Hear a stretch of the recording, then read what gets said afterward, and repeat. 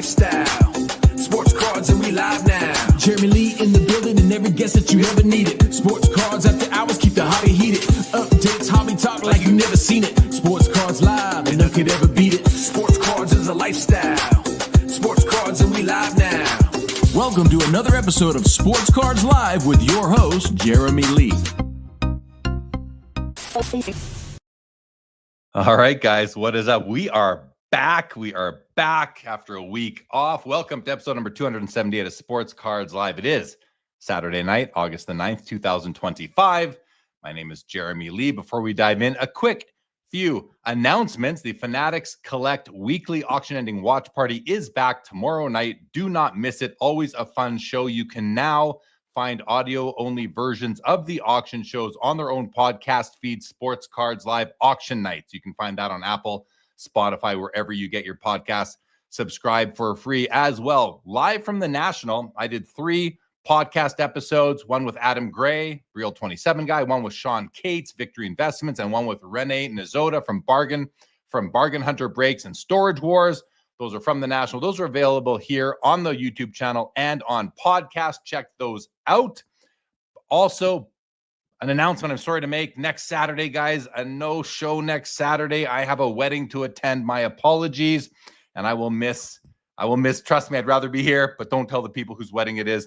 Hopefully they're not watching. Guys, if you are thinking of adding a grail to your collection, check out Fund Your Cards, the hobby's top consolidator. Use your own cards to finance high-end purchases. Visit fundyourcards.com to explore their proprietary client platform. And Mint Inc. is the leading hobby experience in Canada. Visit their Toronto store in Vaughan or shop online at mintinc.ca with worldwide shipping. They offer live stream shopping, auctions, breaks, grading, and more. And GP Sports Cards is your go-to for hockey breaks every Wednesday and Friday here on YouTube, streaming live. Visit gpsportscards.com for current breaks and product drops. And for sharp, real-time data, check out Rolling Insights. Their data feeds power platforms and give fantasy players and businesses a real edge. Say goodbye to messy spreadsheets. Check out rolling-insights.com. And Chronosio now offers flexible pricing. Only pay for what you need. Try the new pricing slider to save with their annual plan. Pay for 10 months and get 12. Start managing your collection smarter at home.chronosio.com. And if you want to sell your cards on eBay without the hassle, message me on Instagram or email me, jeremy@slabsharks.com, and I'll help you consign your cards with Slab Sharks. Guys, don't forget, this show is also available on Spotify, Apple, wherever you get your podcasts. Follow for free. And if you're enjoying the content, please consider leaving a rating or review. It really helps to grow the platform. And of course, if you haven't already, please subscribe to the YouTube channel and podcast. Your support means everything. And I'm truly grateful for all of your loyal viewership and listening on the podcast. As always, your comments and your questions are in play. Let's bring out Mr. Joe Poirot from Santa Cruz. What is up, buddy? Welcome back. It's good to be back. Great to see you, Jay Lee. How are you doing tonight? I'm doing good. It was a fun day with the kids out at the amusement park. Lots of time in the sun, a big dinner, a little bit of rest, and here we are. I'm excited. I'm excited for what was the National. I had a great time. I'm excited to share my pickups. I haven't done that yet. Excited to hear from you. We've got Leighton coming on, Chris and Josh as well. Anything happening with you, buddy? Well, no, just people keep asking me, like, what did Jay Lee get at the National? You know, it's like everyone wants to know. So, you know, tonight's the night. Tonight's the big reveal. Get to find out what you did. Yeah, I'm excited to share them. I couldn't be happier. I'm just very pleased with the pickups. Let's say hello to the chat, though. It's been a while. Jacob Dahl, what's going on? Mike Petty, he knows that sports cards is a lifestyle. What's up, Texas Rangers? PC, the professor is here. Jeff McMahon, Lonely Basement Baseball Cards. We got Stuke in the house. What's up, Stukes? Good to see you. Kevin Hawthorne, Double D, Dylan's Vintage is here. Trevor Coulter, what's up, Trevor? Retro 80s Reseller, what's happening? Laura is here. Good evening, Laura. Steve Clifton, Orlando, a collector's dream. Robert Scott says, yes, sports cards is a lifestyle. Ben Burrows from Collect is with us. Terry Anderson, Midlife Greg. What's going on, Greg? Good to see you. Called Shot Cards. Good to see you as well. Mike Double V is here. The Philippines collection. Vintage card collector. It was great meeting you too. I got to say, it was fun meeting a few people who I've only seen in the chat. And when you put a face to the chat name, in some instances, I was like, okay, well, that makes sense. Someone's like, yeah, that. And with Vintage Card Collector, I was a little surprised to meet, to put the face to the name, but it was great to meet you for sure. Skeppy says, what t-shirt are we wearing? This comes from Scott and Reindeer Studios. This is the Eat the Gum. Eat the Gum shirt from Reindeer Studios. You can buy that shirt on Scott's website. Have you seen this shirt yet, Joe? No, I haven't, but I know that you've been known to eat the gum from time to time. And maybe he's is that we had a little glitch there maybe, but anyway, yeah, that's a cool shirt. I like eating the gum from those old vintage tops and O-Pee-Chee packs for sure. By the way, I ended up actually buying 7 shirts from Scott at Reindeer Studios over the course of the National. Yeah, he's got some great designs. I love them. I love them myself. So must be cold at the beach, says Mike. Petty found treasures. What's up, Mookie? Chill.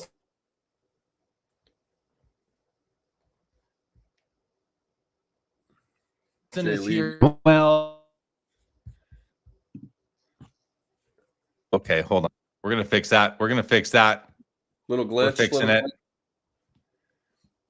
Is it fixed? Is it fixed, Joe? So far, so good. Okay. Okay. I think we're good. I haven't paid the internet bill for a while, so hopefully it sticks around. Yankees Kane, what is going on? Yes, Orlando got a Sports Cards live t-shirt. Troy Hohen, another person I got to meet at the show. Can't stay long. Good to have you here, Troy. Yeah, great to meet you. Dave Marone, what's up? The Cardboard Corner, hello to you. We got 3D 80s kid here. Yes, it was fun hanging out with you as well. Peacemaker, Brett Miles, Texas Rangers PC.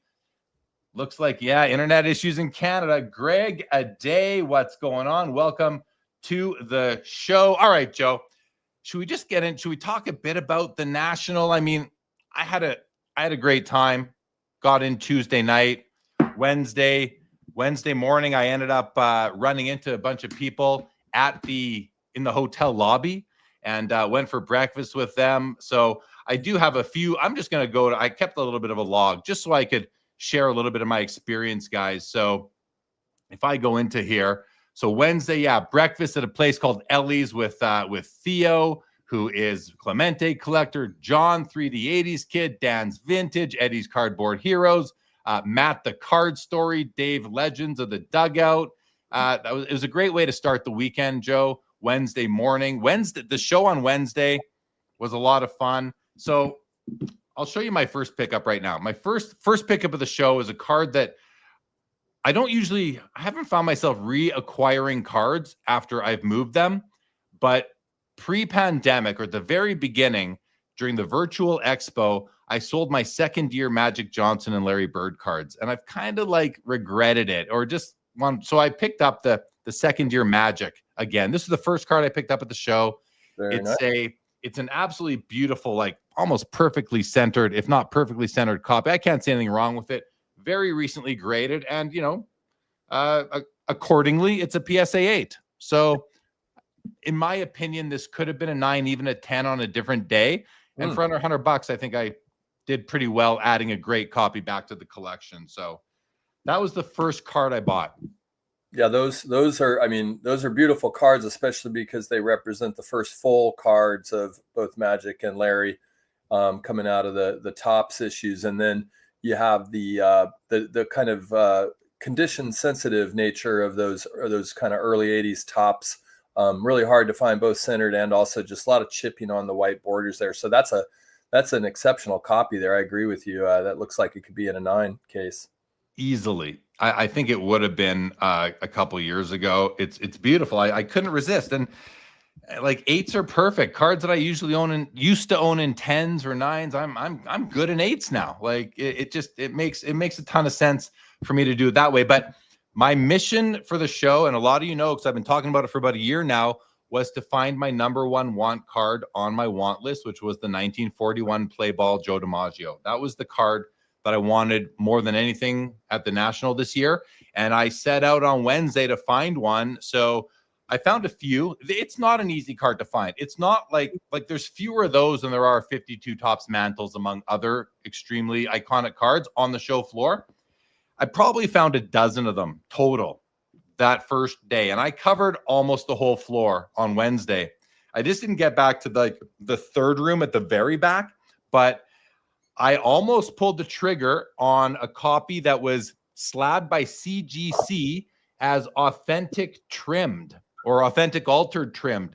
I almost bought it because this thing it looked like a 9. It actually used to be a 9. The vendor was telling me that it used to be a GAI 9.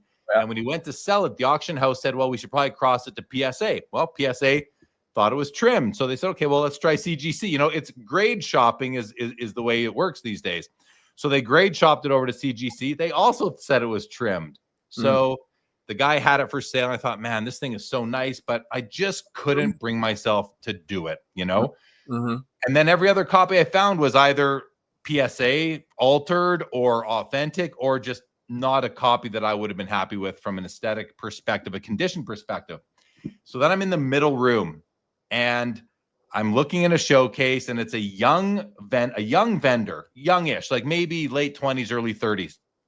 And he's got some modern, but he's got some vintage too. And I see the card in his showcase, and I get, you know, the hairs on the back of my neck stand up. I'm getting really excited. And I asked to look at the card. You know, at first glance in the showcase, it looked good. I pull it out, I look at the back. The card is just beautiful overall. And I start thinking to myself, okay, am I going to make a deal? Is this the one? And the price he had on it was significantly higher than comps. Now, that shouldn't matter because this card, I think, looked really good for the grade. So I'm not really offended by that, but I'm still going to try and negotiate. So we entered the negotiation, and he ended up kind of meeting what the comps were on the card. And so we made a deal for it, but he had another card in his showcase, another Joe DiMaggio card this card was not really on my want list going into the National. Like, it was deeper down, but I saw it, I fell in love with it, and I had to make a deal on both. So I did, and here they are. First, I'll show you the 1941 play ball. It's in an SGC 4 holder. So you guys know I don't like SGC slabs. I don't like the black inlay. But as somebody who's buying the card, not the grade, I was able to get past that and just buy the card. So here it is in all of its glory. I know it's not I'm going to show these on my Instagram in the next few days after this episode. So I'll have a better picture on there if people want to have a better look. But this is my new baby, or one of them, 1941 play ball, Joe DiMaggio. Nice clean reverse as well. You know, it's not perfectly centered, but for a 4 for the price, I just couldn't have been happier, Joe. I mean, first of all, the card's amazing. Second of all, I think it looks great in the SGC holder. But, you know, I understand. I mean, because that black, you know, it lets the purple pop, and the purple is like one of the key things of that card. And looks like the registration is good around the face, which is another important component. The centering's bang on. I mean, you've got to be ecstatic about that. I'm ecstatic about this, Joe. I am. I absolutely love it. And it's everything I hoped it would be, you know? So, yeah. And a 4, I mean, so I know that this actually represents for you. You've been so focused on the 1s and 1.5s and 2s. Like a 4 for that card is actually a pretty big boy card. I mean, that's a lot of card there. That's not, you know, if it was around comps, that's not a small amount of a price tag.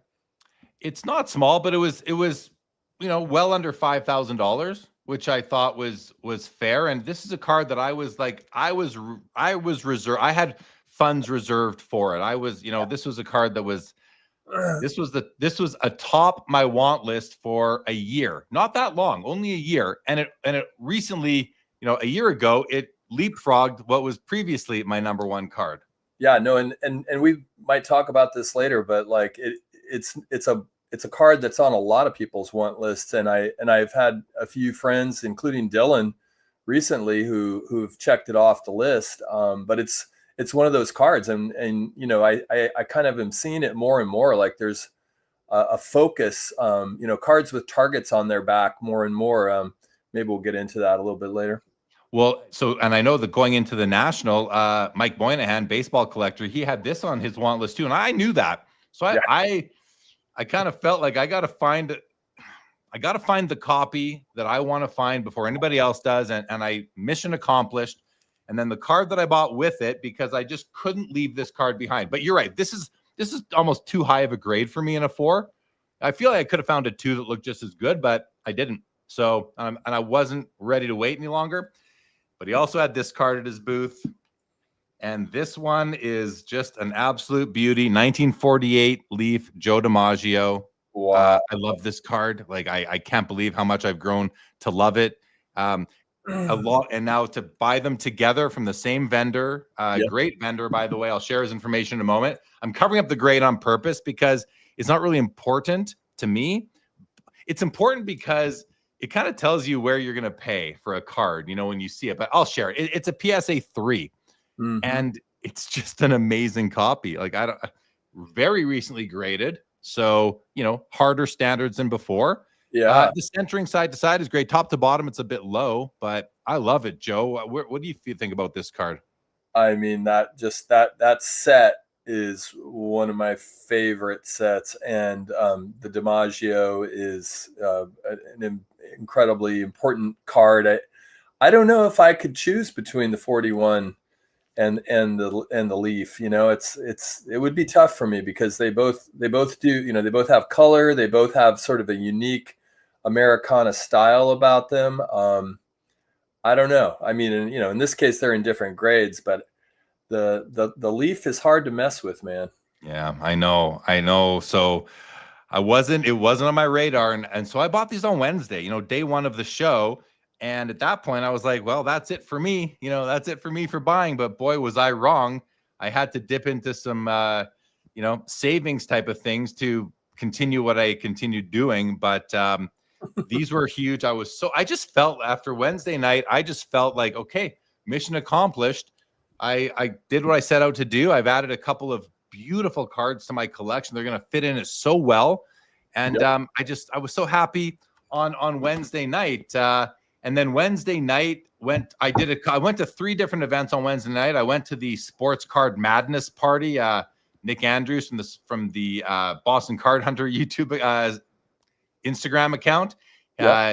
Him and Larry hosted a party. I went there. I chatted with Ziggy, who's in the chat right now. We hung out a bit, chatted with Dustin, Sports Card Dad. The 3 of us were hanging out at that party, which is kind of funny if you watch content. But the 3 of us hung out, had a really good time talking with both those guys. It's always different in person than it is online. From there, I went to the Wednesday night. Yeah, I went to the eBay party that Dave Marino helped organize.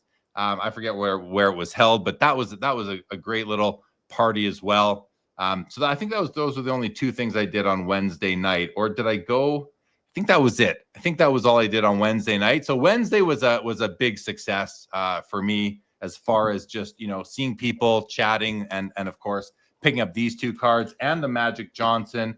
Picked up a couple random hockey cards, a Steve Yzerman patch card from Flagship. Unnumbered, but this is from like 2001. I don't know if it's 01 or 02, but it's over 20 years old. I also picked up this Jonathan Tavares Cup patch auto numbered out of 8. This was just a card that I thought, that's too cheap. I'm going to grab that, bring it back to the Sport Card Expo in Toronto, find a better home for it. And then this Sidney Crosby Outburst Red from 2023. First year of Outburst, but his second card. He's got a Penguins card and then this All-Star. Another card I just thought was priced too low, and I figured I could find a better home for it back through the Sport Card Expo when I get back there. So did that. Okay, before we go on to the next day and the next few cards, I'm going to go to comments because we got a bunch, Joe. So I want to run through and say hello to some more people.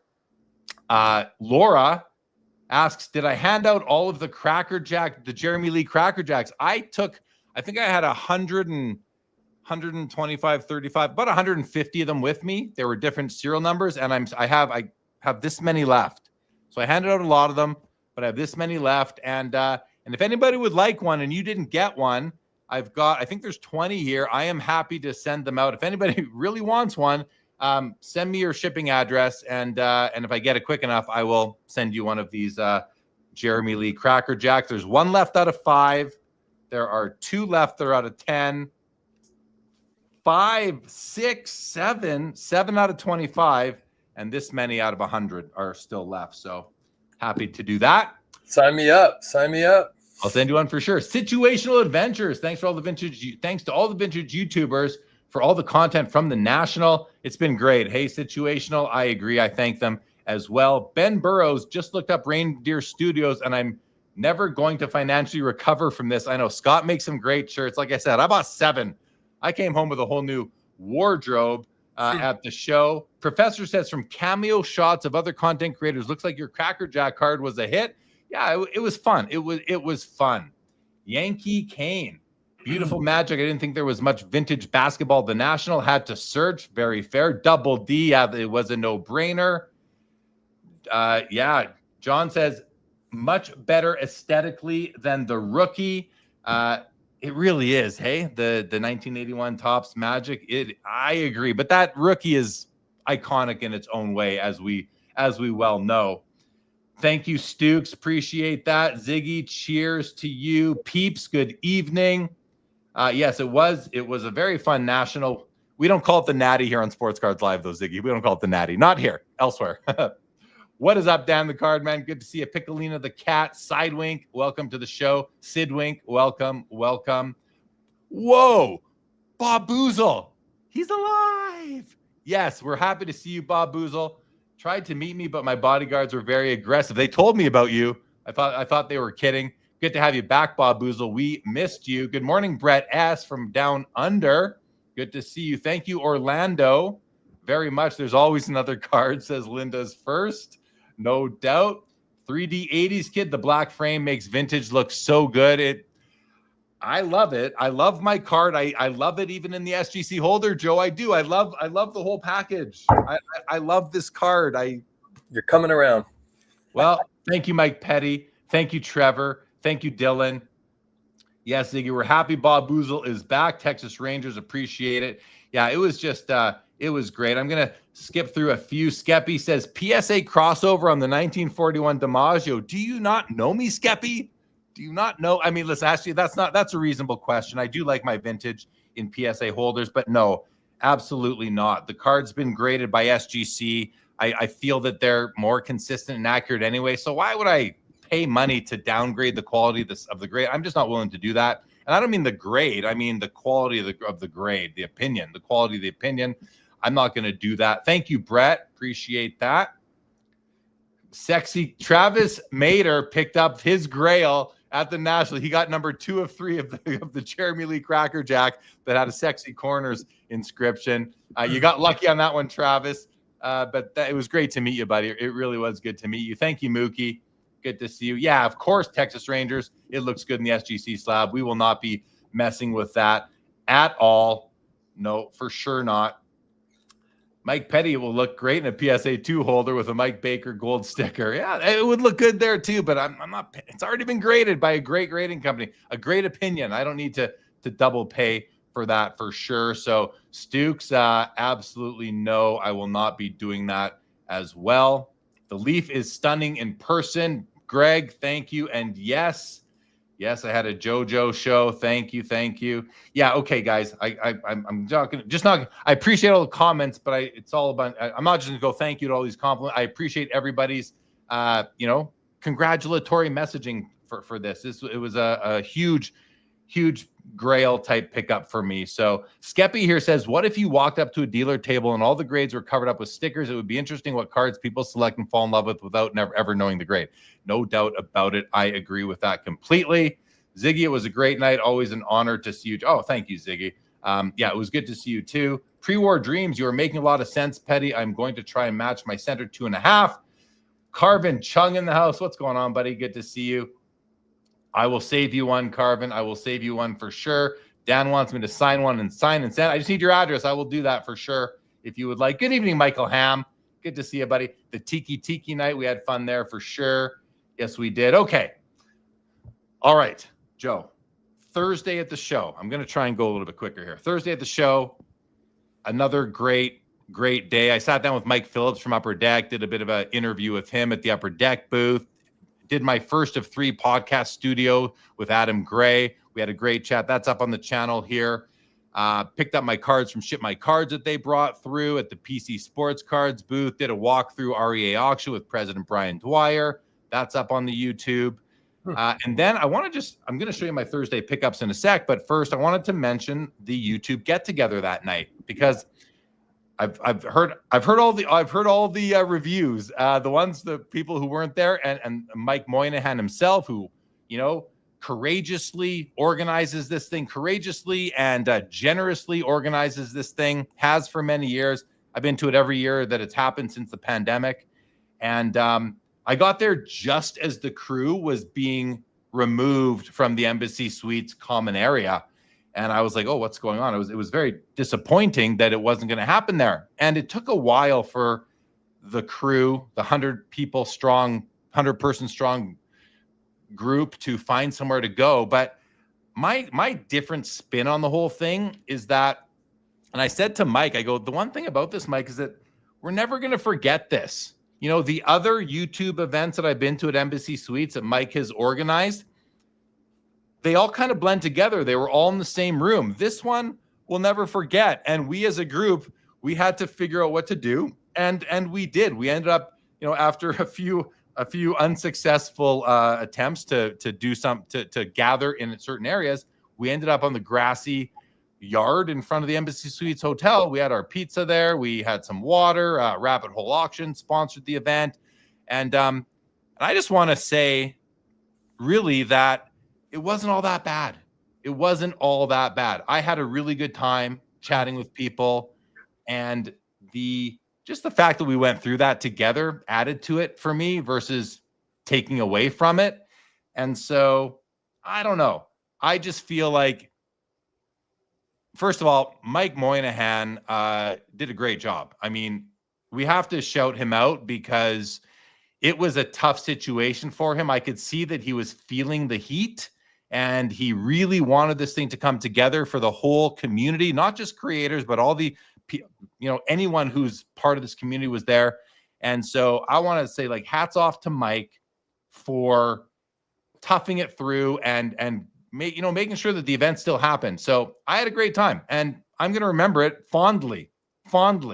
So those are just my thoughts on it, guys. I hope some of you enjoyed it as much as I did that were there. And hopefully in the future, we kind of get it back to organized again. But I don't think Mike should feel bad about it at this point. I think that it was actually a lot of fun and looking back on it. So anyway, those are my thoughts on that. Joe, you heard a bit about it. What were you thinking?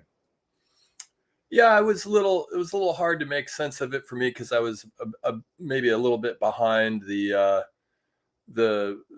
chronology of it all. So it didn't sound like it, ruined anybody's time. I mean, I didn't pick that up. I just heard that there was maybe a little, the larger powers that be dictating spaces, and that's something that I suppose should be, reflected upon, not only by the leaders of the show, but just, the hobby in general. And I mean, it spoke to me to, one observation I had was there was just a lot of people, and, maybe it is important to, I don't know exactly what the motivations were, to not have card shows or what, but, trade nights, this kind of stuff. But I do think what I have heard spilling out of, this in terms of dialogue is that maybe there's some degree of thought of diversifying the spots and the moments, because when you have that many human beings coming together, it's bound to be some challenges, just hosting everybody and everybody staying safe. But I don't know. It didn't impact me too much in terms of watching. It was bigger than it had ever been. And so anyway, I have fond memories of it. Seth Kaywood, welcome to the show, says, was Joe DiMaggio the target for the show, or did you happen upon those cards? No, the 41 play ball was the target. It was the number one target. Seth, thank you for asking. Dan the Card Man says Ham's national vlogs are always great. That's Michael Ham, especially for those of us who can't attend. Does well showing the tables. Yeah, Michael Ham, Cards and Fishing, always does a great job of with his card show vlogs. He does them not just for the national, for all the shows that he goes to in the Florida area as well. Colin Murray, what's up? Welcome. Laura says the Grassy Knoll 2025. 3D80s kids as well. All of us content folks had a group to hang out with. It was a bit unfortunate for the folks going there to meet us. I hear what you're saying, but I mean, if you were in the embassy suites when it got moved, you were traveling with the crew, I think. So, yeah, I don't know. If you got there late and there was nothing happening, I feel bad for those people, creators or not. Jake Dahl will get that for sure. Communication with the national organizers. Yeah, I mean, listen, I'm not going to get into the politics of it. I'm just talking about the experience itself. I had a good time. I still had a good time, guys, and I did anyway. So, okay, Thursday pickups. I picked up a hockey card. This one's for the PC. It's a 2015 limited logos of Raymond Bourque. It's a short print out of 25 All-Star, and just love it. Love that card. So I grabbed that. Then I picked up a couple like smaller type cards, but great players. Cards I've never owned before. And I just bought these walking around. They were just really nice for the grade, really nice and really affordable. So a 1952 Bowman Warren Spahn. This isn't a PSA 6, a little bit high grade for me, but just a beautiful card. I have some Spahn cards, and this one fits in well. I couldn't find the 51. I wanted the 51 was a higher card on my priority list, but I couldn't find that in a condition that I liked. So I did grab the 52.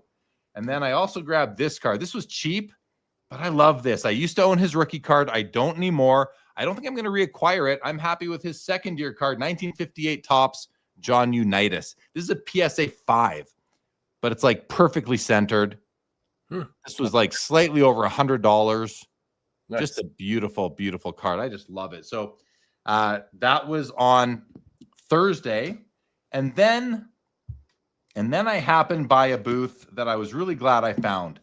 Before I get to that one, though, I forgot to shout out the guy who I bought the 2 Joe DiMaggio cards from was this guy here, HRC. It's Henry Reynolds Cardboard. Henry Reynolds Cardboard is the guy that I bought the 2 Joe DiMaggios from. I actually took a picture with him. I went back the next day. So I want to take a picture with you. I want to remember where I got these from. He was a really nice guy, and I would recommend you deal with him if you ever have the opportunity to. I'm see if I can find the picture I took with him, just so you can see who he is. If you guys are interested, even if you're not, I'm going to try and show it to you anyway. But see if I can find the picture here.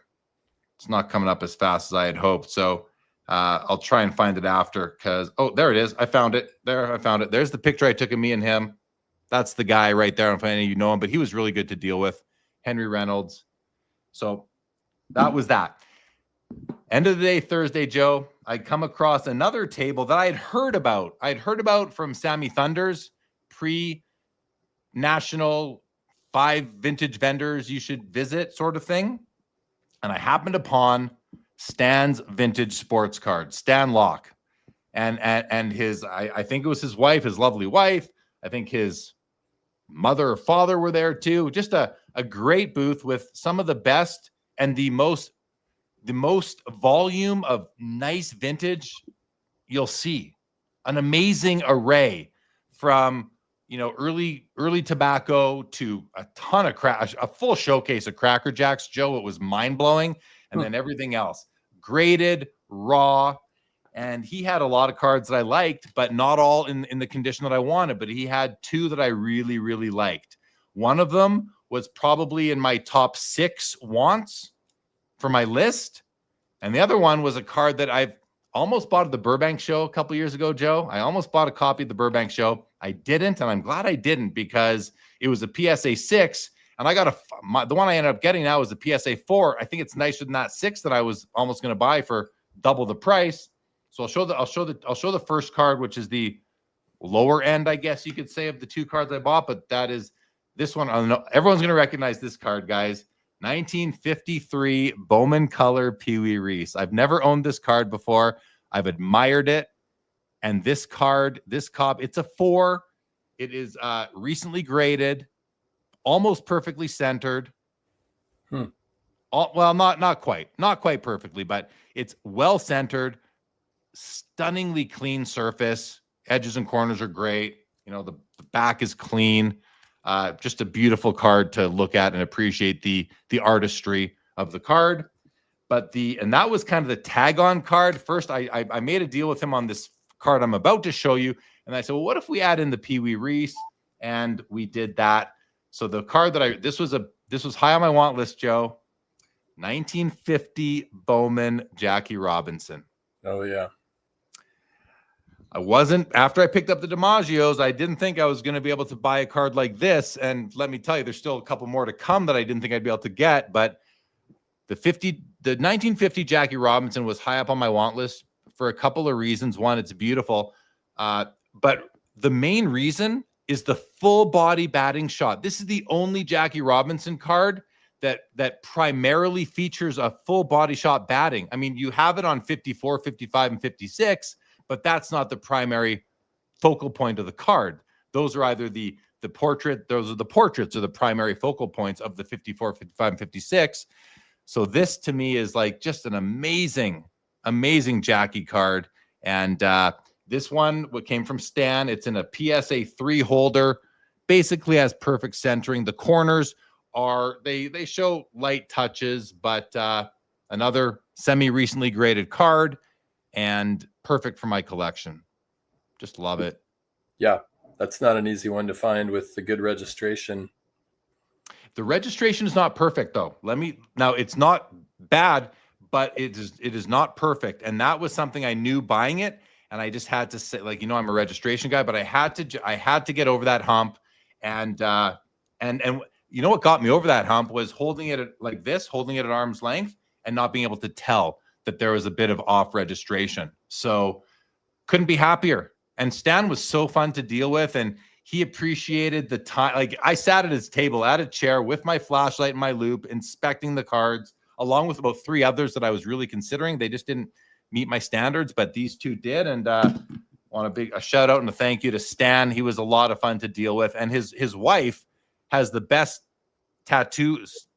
sports card tattoo sleeve in the hobby. Well, maybe not the best, tied for the best with Chris Torres, CRT Sports, with the T206s, but his wife has an amazing arm of sports cards. It's unbelievable.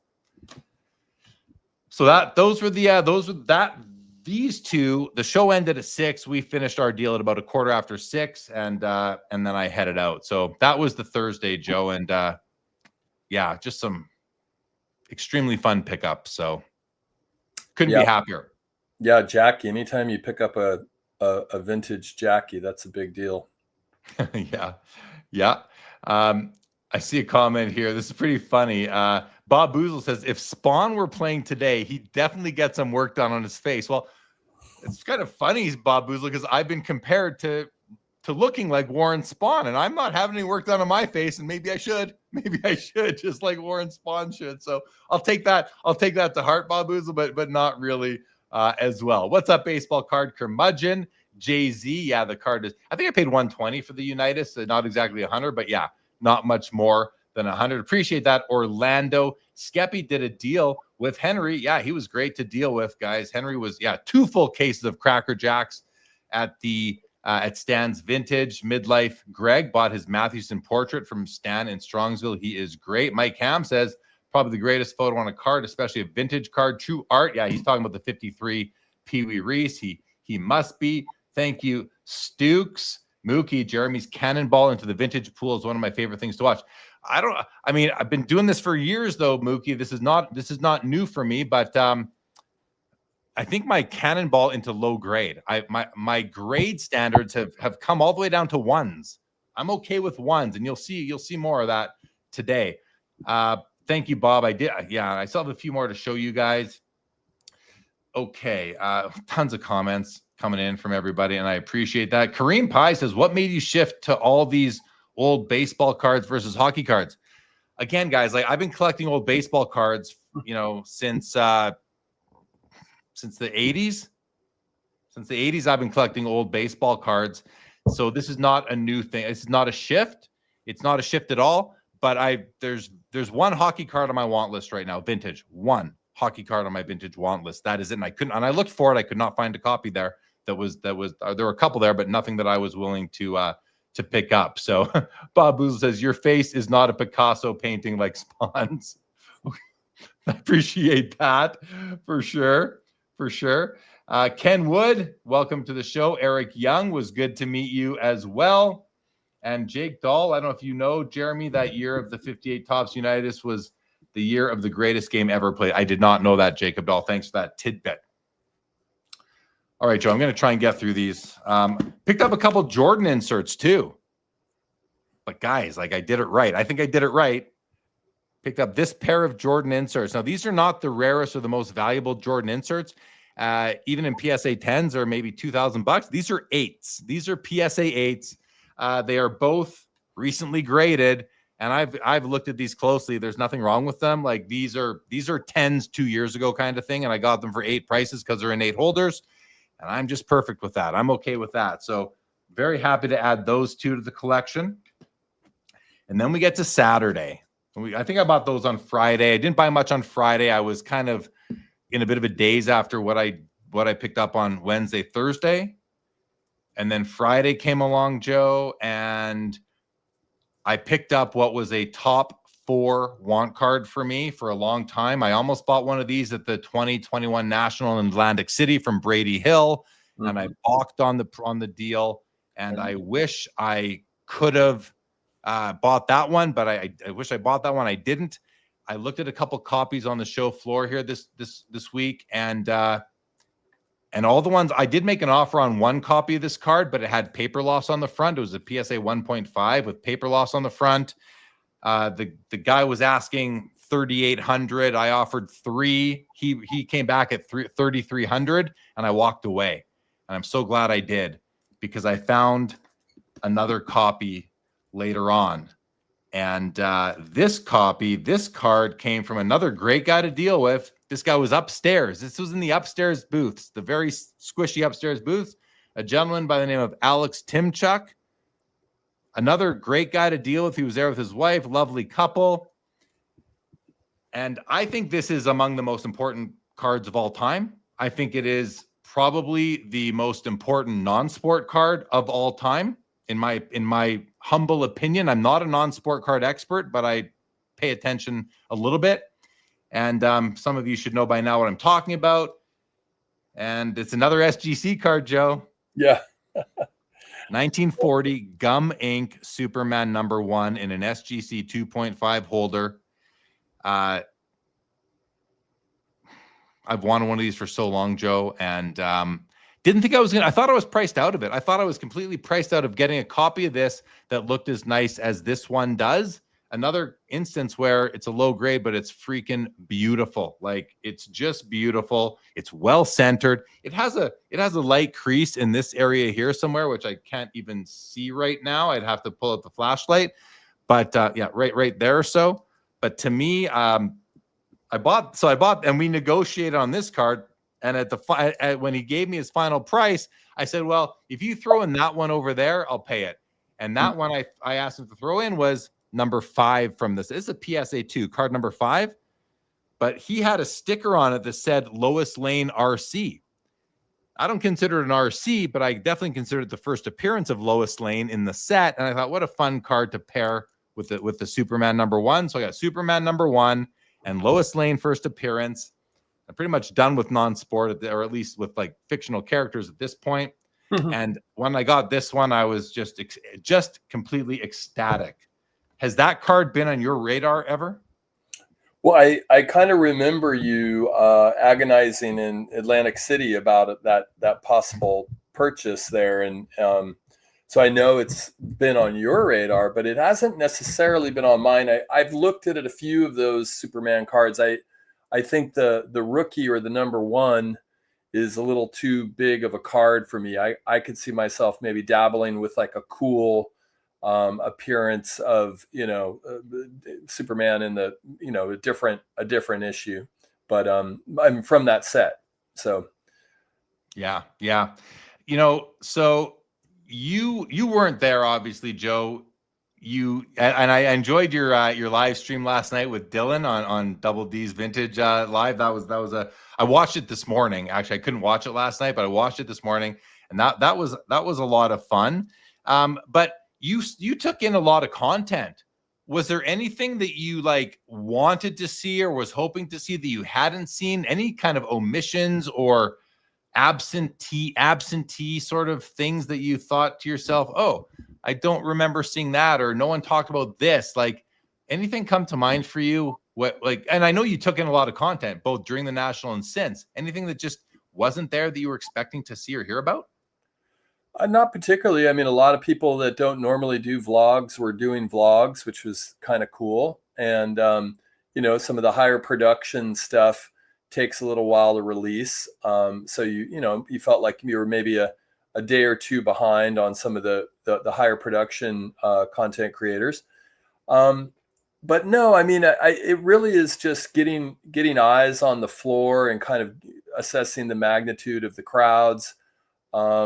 Maybe if there was something I would have liked to see more, maybe the after hours stuff, right? Like when people are in, restaurants or bars or, on the grassy knolls, wherever that was. Because in some instances, I feel like I've had access more to those moments. And frankly, those are kind of the more cherished moments, I think, when you see everybody together. But everyone's so focused on what they're doing, enjoying each other's company, that it's probably hard to create content. So you see a couple pictures and you see a couple little quick reels, but it seemed, I mean, a very robust selection of YouTube videos definitely had me feeling at least like I was privy to the experience, even though I wasn't there.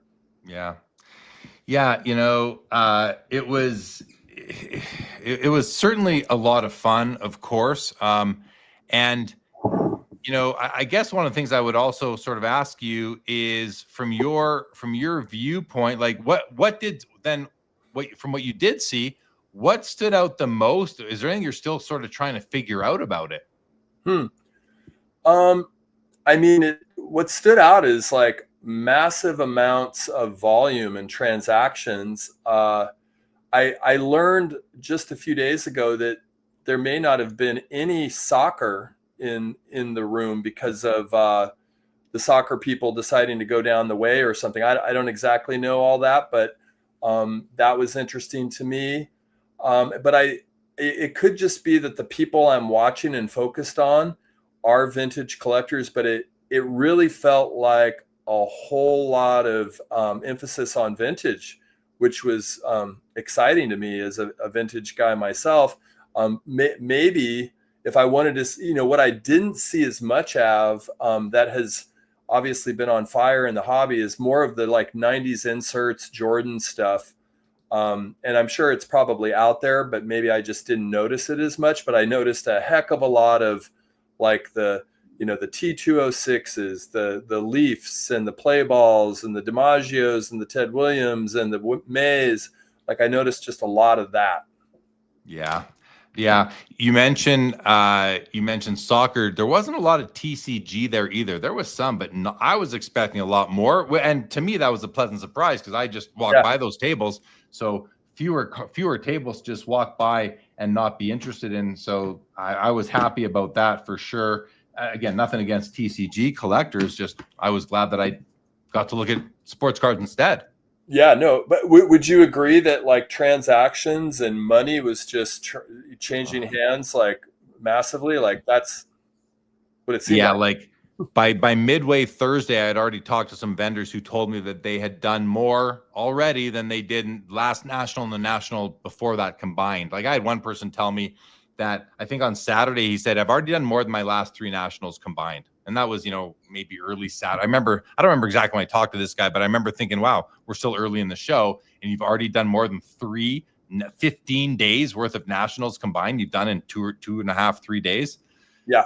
Every vendor I talked to was very happy. No, and that's another observation is it seemed like a lot of people just came out of the gates firing, just like Wednesday and Thursday. Like I almost felt like, gosh, there's, is the show over? And of course it's not. It's Friday, Saturday, Sunday. But Wednesday and Thursday just seemed like a lot was happening right out of the gates. It wasn't one of those things where it's like, yeah, people start coming in on late Thursday night. No, like people were there, Tuesday night, ready to go Wednesday morning or Wednesday afternoon, I guess. But, they were there, they were ready. And, you mentioned the content thing a little bit. I was asking you about the content and I didn't do any real content from the show, like just walking around. I regret that. And I remember thinking to myself, man, I should just pull out my camera and do it. But that wasn't my mood. My mood I wasn't in content gathering mood or, mode. I was looking at cards, talking to people. And now I do regret, I wish I was in the mood for that. I wish I was feeling those vibes at the time and just filming a whole bunch of things. I know people would have appreciated it just to see booths here, talking to vendors, feeling the vibe, And so I'm going to try better to do it next time. And I wish I would have done more of it, but it is what it is at this point. Now I can't go back. So a couple more comments. Yes, Lauren, was great to see you there as well. Lauren Anderson, got to meet you in person. Colin Murray, I made it upstairs, but I don't think I saw you. Stukes, we went to the same card show in Winnipeg in the 90s, but we did not know each other then. He says, Jeremy is OG.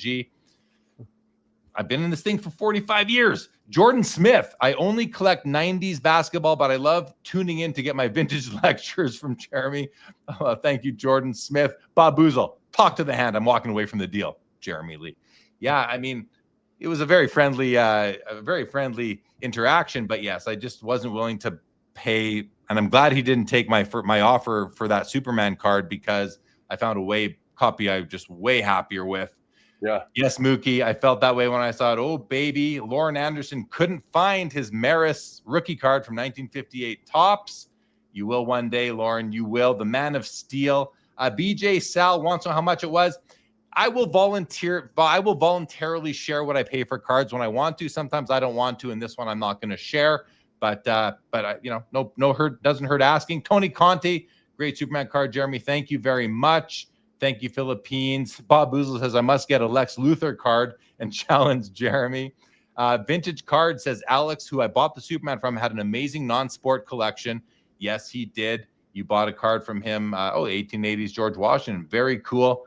Lauren, it was great to see you as well. Mookie Chilson, crazy cool card. Superman prices are only going up and away. I still think it's undervalued. Like I'm glad I got it when I did, but I would have been better off buying it a few years ago. Mid-Atlantic says he assumes I don't have it, which I do, the 1966 Batman #1. I already have that one, and I have the Robin, cards 1 and 2, and now I have a pair from 1940 Superman as well. 3D8, yeah, the Thursday night would have probably been captured better if we had a single venue and people were able to sit. Yeah, of course, yeah, for sure we would have captured that one better. Orlando says soccer had its own show in the area, and that's some of it. Bob Boozle needed some V-Friends content. I'll tell you one thing about V-Friends, though. They had a great display, as they always do, but they were giving away free cards and little, like, vending machine balls, like, with little things inside for kids. And I stopped by several times and grabbed some cards for my kids. And then I gave them to them when I got home. I got home late Sunday, gave them to them on Monday. And then later that day, my wife says, she comes up, she asks me, I really like those cards you got for the kids. I go, what do you mean? She goes, they're good. They have good things on. Like, she read them and she thought that they were good. My kids are 6 and 8 years old, and she thought they were good. They were good for the kids. So, I mean, Mama approved. Say what you will about Gary V. You like him or you don't like him. The cards are they're age appropriate, I would say, for young kids. Do you have any yet, Joe? Any V friends? I don't know. But I appreciate Gary V's initiative and rolling that out, and I'm glad your kiddos get to enjoy them. Yeah, they are cute. They are cute, and they have write-ups about values and how to live life. So anyway, Orlando, I was so busy looking for cards and talking to friends, content took a back seat this year. Yeah, same here. Jordan Riker, good to see you. I will not be at the West Coast show in Anaheim, unfortunately. I will not be. Vintage Oddball says, Jeremy, it's Oddball, not obscure. Yeah, I know. I'm sorry about that, but I was just trying to. I was trying to score points with the president. He's got a lot of power in this hobby. I was just trying to score points with the president of the hobby. But it was good to see you there as well. Skeppy, thoughts on Detroit 2028? I've never been to Detroit, so I'm excited to check it out and go there. I have no issues with that myself. Jeff Wills says, how much more evidence we need that the hobby is in a raging bull market? The naysayers talk about YouTube views lower or repacks jacking up prices. I don't understand the YouTube piece, but yeah, we're definitely in a bull market. There's no doubt about that. I agree. JW, did you notice or see an increase in repackers? Buying stations, yes. I wasn't really looking for repackers. Well, I don't know what they look like. Really, I don't know if they have a common theme, but I mean, everyone's got their Zion cases, Pelican cases these days, but lots of buying stations and lots of people lined up to sell into those buying stations as well. Okay, Joe, I'm going to share my last two pickups, and then I want to talk about something with you, which might lead into when Leighton comes on, if he should be with us in about 5 minutes. So this card was on my list, probably a top 15 card that I wanted, and I found this at the Sluggers 55 booth. Carlos Diego, a fellow Canadian who's been setting up at the National for years. And I saw this at his table. I thought, that's the perfect copy for me. The only thing I don't like about it is, well, I'll just show it to you and then I'll tell you. So it's another 1950 Bowman Yogi Berra. It's in a PSA 5 holder. That's classic. It's such a great pose and image. The 50 Bowmans are so nice. And it's perfectly centered. Corners are not perfect, but they're still 5 corners. And the only thing I don't like, I kind of wish it was a newer. I feel like now if they graded it, this would probably be like a 3, because I just feel like most grades are 1 or 2 lower than they used to be. I probably could have saved money if I bought it as a 3, but I bought the card. I like the copy, and it wasn't a super expensive card anyway. Well under $1,000. So was happy to pick that one up. And that one was on the way to picking up what was my other favorite, another top 3 pickup from the show. So this particular card that I'll show you guys in a moment, I'll quickly tell you the story. I had now made my way. This is Sunday about noon. I get to the show. My father came to the show. He flew in from Winnipeg. He came in on Friday. He came to the vintage dinner with me on Friday night. We had dinner on Saturday, me, him, and my brother and a friend of ours at Gibson's on Saturday. And then on Sunday, him and I had brunch in the hotel. And then, I saw him off in a Uber to the airport, and I went to the show at about 11:30. And I started by going to the far back area by the autograph area, which I hadn't been to yet in the 4 days. And I walked by the Indie Card Exchange booth with Andy Albert, good buddy of mine and a great guy. Mm-hmm. Andy didn't have anything for me except a big hug, which he always has. But at the end of his booth, there was a guy named Chad who was set up with a couple of showcases. I just want to shout him out because he was great to deal with. Chad, is it Chad? I'm just trying to find the right Chad in my phone here because I do want to. Yeah, Chad Carter of Card Stocks, the chain of stores in the Cincinnati area. Chad Carter was set up from Card Stocks. Anyway, I'm looking at his booth, Joe, and I see some 33 Gaudis. And my eyes fixate on number 92, Lou Gehrig. As you well know, and people who've been watching for over a year know, that was the number 1 card on my want list for several years until the Joe DiMaggio 41 play ball leapfrogged it and took number 1 spot. And I see this card in a showcase, and I'm looking at the card. The card looks beautiful. Haven't even noticed the grade yet. Then I look at the grade, and I see, oh, that's interesting. Now I'm really interested in the card because it's a PSA 1. I love PSA 1s. I'm so interested in the card. Ask him to see it. I pull it. I look at it, and the front is basic. The front is almost perfect. The back, however, has a little bit of paper loss. Not crazy, but a bit of paper loss.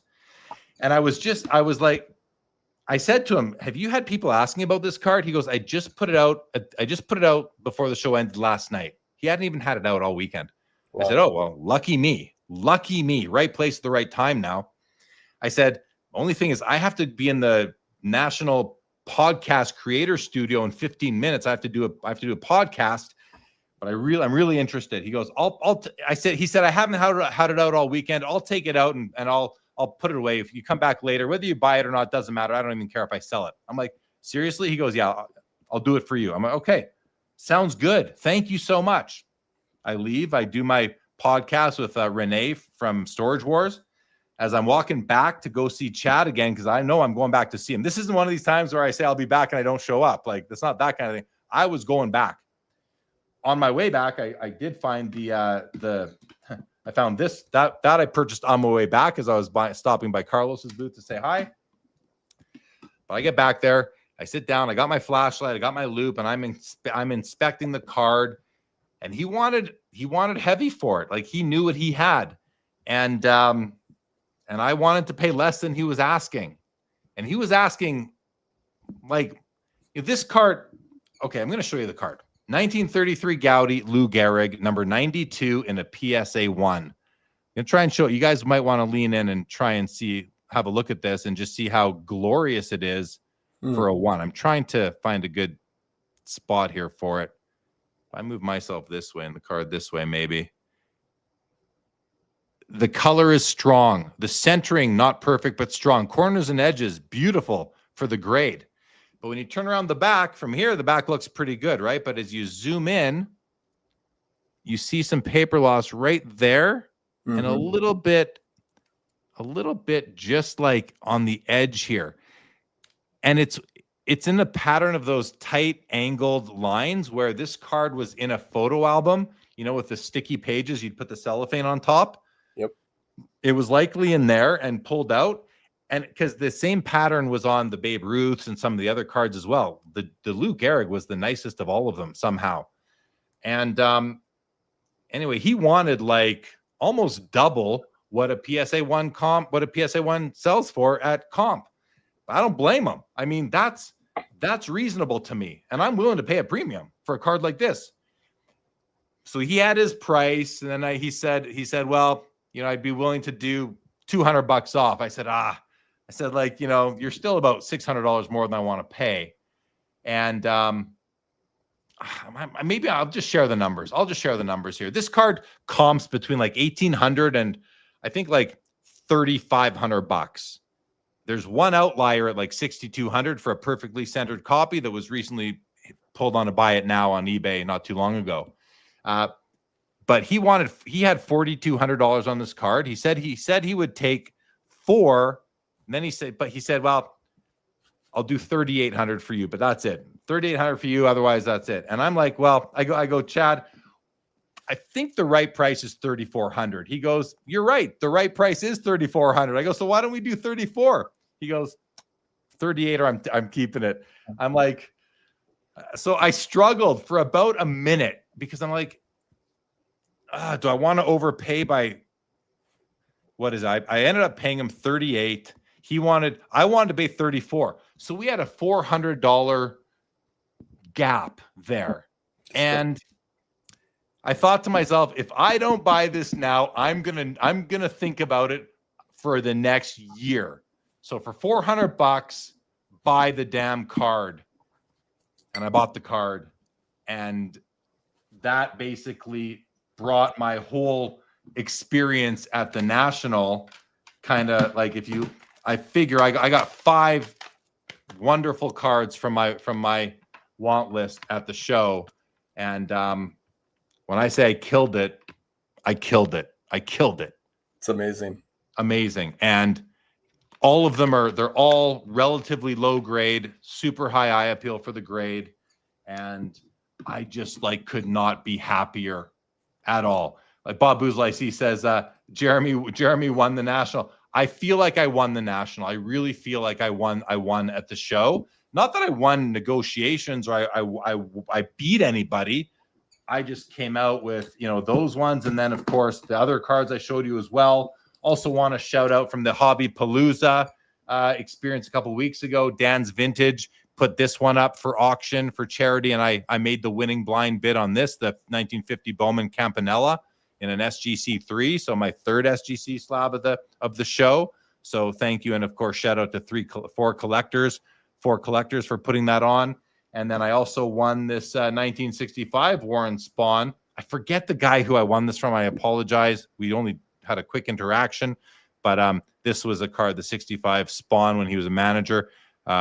He's like 10 years younger here than I am now, so I think I'm doing okay. But anyway, those were the pickups, and there's a couple others. I picked up a couple other hockey cards here. I'll just show you guys quickly. A Yager Atomic Refractor from 98 Bowman's Best. This came from Ephus Pitch, who we did a private deal at the show. And then I picked up this Mark Scheifele PMG Gold 101 from 2020. So those were the pickups at the show, Joe. Right on, man. Congratulations. Those are amazing.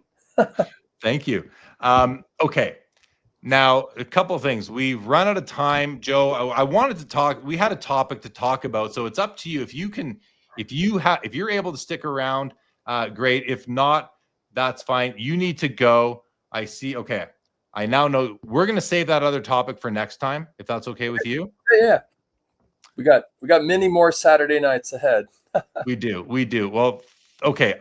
Are you hopping off now? You got to hop off? Well, I'll say hi to Leighton, and then Sure. We can transition. I know Leighton's got a lot to share about the National, so that's exciting. All right. Well, why don't we bring him on? Leighton, are you good to go? He's good to go. All right, guys, let's welcome Leighton Sheldon back to the show. Leighton, it was good seeing you at the National. How are you? Are you in a hotel room again? I am. That's why I try to figure out a better setting for right now, Jeremy. Don't ask. I try to move a chair. It doesn't move. This is what I got to work with, or to stand. Don't worry about it. We're just glad to have you. Good to have you back on with Joe. Joe, let's say hi to Leighton. Yeah. How are you, Joe? I'm great. I enjoyed your content from the National. It looked like a lot of really cool stuff was happening, and brought me a little vicarious pleasure to see the deals and all the sort of satisfaction that people were having in working with you, and scoring big cards, lifelong cards. So kudos, and I look forward to hearing some of your stories here. I'm going to hop off, but I know you've got some good ones to talk about, and I'll be listening. Well, thanks, Joe. Hopefully I'll see you real soon. We'll spend some time together. That'd be great. Talk to you later, Joe. Have a good rest of your evening. Thanks for popping on. Thanks for joining. Yeah, congratulations. We'll talk more. You bet. Thank you. Leighton, so it was great to see you, first of all. Lots of action at your booth. Your best booth ever, I would say. AuctionWire.ai was set up at the booth as well. Yep. With your partner, Mark, I believe. Lovely guy. Yeah, you guys are great. But listen, I want you to kind of just say whatever you want to say as opening, but the T206 set, we have to talk about that, because that was monumental. So how was the National overall for you and the team from Just Collect? It was incredible. Really, it was a wonderful experience. It was our best ever. And, since you mentioned the team, I really would want to give a shout out to everyone on the team, and also everyone we met at the show, because really, you could be the most talented individual in the world. You could have your own Netflix show, right? But if you think that you could do it on your own, you're sorely mistaken. And it was certainly very evident to me at the show that as successful as we were, and as the experience was, and as much fun as it was, if I was just a lone wolf, it wouldn't be even remotely close. So thanks to J5, Mark, and the rest of the team. It was great. Yeah. Jay, you have a great team there. So I walk up to your booth, great stuff as always. But one of the things that really caught my eye was one of your showcases was packed right to the glass. And there might have been it might have been 1.5 or even 2 full showcases with T206 cards. You had the complete T206 set there, minus the 2 or 3, impossible cards. What was the story behind this? Sure. So to clarify, it was a T206 PSA graded near set, missing the big 4. So missing the Wagner, the Plank, the Maggie, and the Doyle. It also missed, or is also missing, the Demet and the O'Hara. And then literally, other than that, was missing 1 common and one minor Hall of Famer. So well over 500 cards, maybe 517 or 520. I don't recall. And we talked about it as a team before we, went to the National and said, hey, if we can meet this gentleman and buy it. So someone had called our company and filled out a form, and we didn't necessarily believe it at first. And he said, well, hey, I heard the convention's going on. Would you like me to meet you, down in Chicago? I said, you'll bring us the set? Sure. If you don't mind, could you come on like Monday or Tuesday? Because not for nothing, I'll try to sell it or at least break it up at the show. And we did meet. We were able to reach a deal on Tuesday late afternoon. My hotel just across the street from the convention was kind of wild. And, we videoed a bunch of it. And when we went to the show the next day, we just figured, we had done the numbers, Jeremy, inside and out. Like, we knew that this is what it's worth, X broken up. Like, we're at the biggest convention in the world, right? The Super Bowl of card shows. Let's take a shot and put it all out at once and see if we can sell it. And I remember talking to a couple of buddies. They're like, you're not going to sell it, as a whole set. I'm like, probably not, but it's kind of cool, right? Like, it's not going to go bad in a week. In a week, if we don't sell it, we'll just break it up. And a lot of nibbles, Jeremy, throughout the week. And I had a feeling or an inclination it was going to sell because it wasn't just nibbles and interest. It was, can you send me the list? Can you send me the breakdown?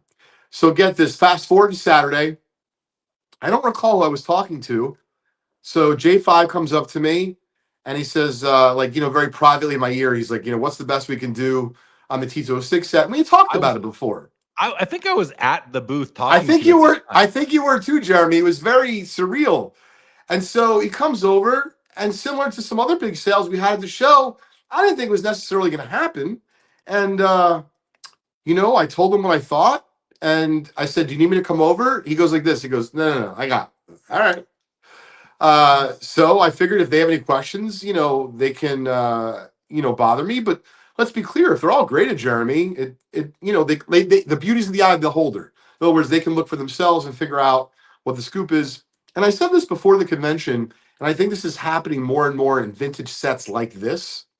It's no longer just the value, Jeremy. It's the time. This gentleman, who is an astute collector, very much so, understood that it wasn't just the value. He was literally figuring out how much time it would take him to piece together. And keep in mind, he'd want to get a good deal on each of the cards, right? Well, when you're talking 500 plus cards, it became pretty apparent to him, as long as there was some sort of deal to be had. Our original asking price was $189.5. And, we had a tiny bit of flexibility, probably a little bit more than I wanted to give him, but I was so happy to sell it at once and ecstatic that we decided to try to reach a deal. And that's what happened. And so fast forward, later that night, I go out to, I wouldn't call it dinner. We took out a bunch of clients to appetizers and drinks at Capitol Grill. And you wouldn't believe it. I get a text from a really good client of mine, and he didn't even see the breakdown yet. He goes, is the set still available? I think I'm interested. And I said, I wish it was. It's sold. He was very excited on the one hand, but certainly disappointed. He literally said, damn, and a couple other expletives that I'm not going to go over on here. And that's what was going on at the National. I don't think it was limited to our booth or the T206 set. I think that if you had quality vintage and you were personable and you were willing to discuss with folks your pricing, what you had, I think the sky was the limit at the National. And to be fair, moving forward as well, at least in the vintage market, I'm not as well versed in the modern. So and we sold the set on Saturday. And to be fair, this is crazy. He paid via check because John goes, well, how do you want to pay for this? Do you have cash? Did you want a wire? And the guy happened to be from the Northeast as well. And so he said, well, if I write you a check, would it be okay if you held on to the set? You wait for it to clear and then you'll deliver it to me. And I'm like, candid camera, hello? Where are you? And to be fair, the check is cleared. We're delivering him the set and all is good. And it was a very exciting moment for us. I mean, listen, as a professional in any discipline, whatever you do, there are high mark moments, high watermark type moments where you kind of accomplish something that you never thought you'd accomplish. And this is the kind of thing I think that is one of those instances, Leighton, where how many people can say that they've sold a complete, they bought and sold, I'm going to take it another level, bought and sold a near complete T206 set in the span of 4 or 5 days. Now, the timing doesn't really matter. I mean, it's a part of the story, but the fact that you managed to sell the whole thing, I think, number one, it's awesome. Congratulations to you, your company, the team. But like, that's like a feather in your cap. You know what I mean? Like that's something that goes on the resume. That goes into the Just Collect archives, the About Us. You know, we are known for whatever it might be. I just think it's a crazy, awesome story. But I like what you just said, that it wasn't just going on at your booth. You were working the floor too. I mean, you were out there getting content. You were out there shopping. At one point, I came to your booth. You're like, hey, good to see you. Do you need anything? Because I'm just about to go shopping. I'm like, no, you go shopping. But you were doing that kind of stuff too. And the vibes I was getting was that, like I said earlier on in this episode, every vendor I talked to was having a great show. Like everybody was having a great show that I talked to. And I'm not talking to the people that are selling things I'm not interested in, so I don't know how they were doing. But the guy selling cards, everybody seemed to be extremely happy. Even the guys upstairs, as crowded as it was there with the narrow walkways, they were happy too, not for their setup, but for their business, the velocity of business. So I feel like you're right. I think this was an exceptional national, maybe the best one ever, some people would say. Was it your best national ever? And on two fronts, revenue and experience. Well, it's important to talk about the experience first. And I want to make sure I'm authentic here because I had a great time. I could have used an extra day to enjoy it. It really was a situation where, and no one should feel bad for me whatsoever. But I worked morning, noon, and night. And what I mean was I got up before I went to the show to handle company emails, pricing, in some cases, items we were putting out for sale, but in other cases, items that people wanted to sell us, to make sure I was prepared for first thing in the morning. Then the show would happen. Every night we had something, Jeremy, as you know, right? It was a trade night, a dinner. But in some cases, I had multiple things, meaning it was a dinner and then a meetup after. And then the same thing happened for 7 days in a row. And so, excuse me, if I could do it again, I would probably carve out just a little bit more time every day, even if it's 30 minutes, to say, hey, this is going to be my lunch break. And my lunch break would literally be walking around eating a granola bar, just trying to enjoy it a little bit more. I enjoyed it thoroughly. No one should feel bad. But the time went in the blink of an eye. So as far as that goes, it was tremendous. That's something that I'm going to somewhat change for next year. And then this is an interesting stat. I can't speak for other dealers, but certainly I've heard, at least in the vintage sector, everyone did great. So Jeremy, if you put aside the T206 set that we bought and purchased in a 5-day period, we still shattered our sales record for the National. So if you add on the fact that we sold an item that almost cost $200,000 on top of that, you could only imagine. We're like, is this real? What's going on? And so, and once again, to reiterate, it wasn't just us. A lot of other vintage dealers I know and peers and friends had a banner national. I just think it's really exciting, not just for dealers, but I think for the space. As a collector, you'd like to know that the things you're buying are desirable. And, you know, clearly right now, at least in vintage, we can't guarantee forever, but at least right now, I've not seen a hotter market that I can remember. Yeah. The hot market, we got to touch on that a bit more. But first, I want to just shout out, because you mentioned it and I didn't yet. Saturday night was the Vintage Trade Night, another event that was organized by the Four Collectors group on the Four Collectors YouTube channel. And it was the only trade night I made it to the whole time while I was at the National. And I'm sure glad I did, because I got to meet a lot of people that I'd, only known through YouTube or didn't even know at all before. And so it was a lot of fun to do that. And I happened to win a draw, Leighton, and I didn't know it.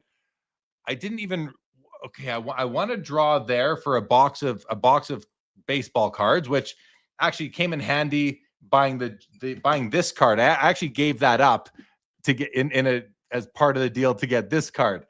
But so first of all, shout out the Four Collectors group and that Vintage Trade Night. We had the whole back corner. It was actually a really nice setting.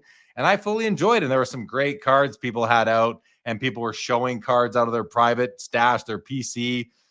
You must have got there after I left, because I had reservations at Gibson's at 8:30. So I ducked out of there about 20 after 8, went across the street for dinner. But that was a fun trade night. Among, in the corner, about 5 or 6 tables amongst a couple hundred tables or so that were everybody else. Maybe it was more, maybe it was 10 tables, but it was a great event. What did you think of the vintage trade night? I thought it was fantastic. Shout out to the Ford Collectors organization. They clearly are trying for all of the collectors that are out there. I thought it was really well run, not just from the vintage trade night perspective, but really from the Nationals perspective. There was a tremendous amount of people there. There was lots of different sectors to check out.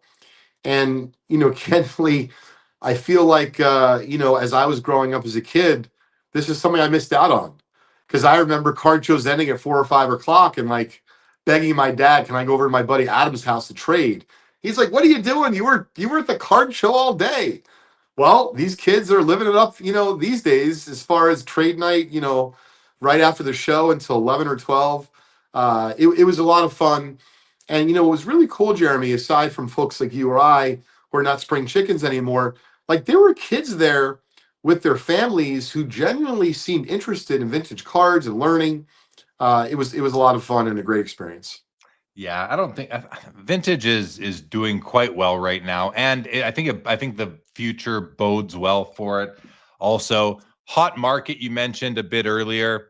The hobby overall seems pretty hot right now, and I'm starting to actually feel some concerns about it. Like we tend to not learn from the past very often. If you've been in the hobby long enough, for decades, you've seen it go through cycles, ups and downs. And for me, every time it's on the up, I think it's only going to stay up. I remember buying a lot of cards in the early 2010s, and then 2017 came along. Vintage was really hot, and then I feel like in 2017 it cooled down. And I remember thinking some of the cards that I had were going down in value, which fine. These were like long-term holds, so it didn't really matter, but I noticed it. And then what happens? 2018, 19 come around, hobby heats up, and then of course the pandemic hits and the hobby goes ballistic. And while we were on that upswing, I remember I was doing content at the time. Sports Cards Live started like right at the beginning of the pandemic, and I remember saying to myself and whoever was watching or listening that the hobby's really hot right now, guys. But I think it's had a permanent lift. I always said that I think that it can't go like this forever, but the base has been brought up. The foundation is stronger than it has ever been before.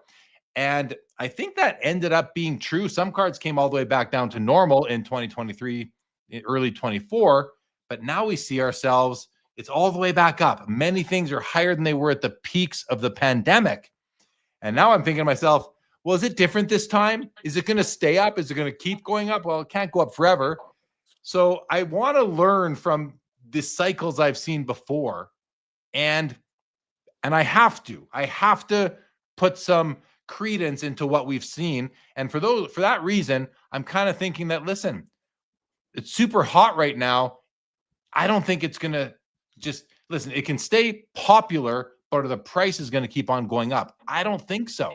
Some cards will, some won't, but generally speaking, I don't know. I don't know what we're in for. I hope we're not in for anything too bad, but because the hobby feels so strong with so many people and young people, Leighton, like you said. So what do you think? Like, am I right to be cautious, to be a little bit on edge or concerned about the future? Or is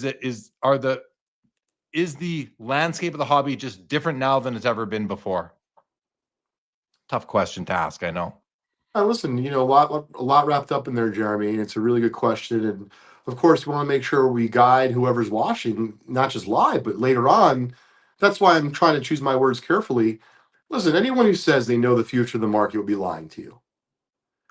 But I would say this.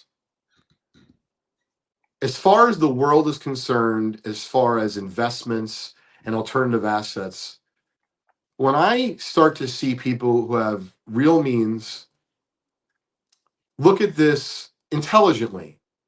So in other words, Jeremy, if someone's saying to me that I know, listen, I'm worth $3 million and I want to take 2.8 million and I want to just let it ride, I would firstly advise them against that.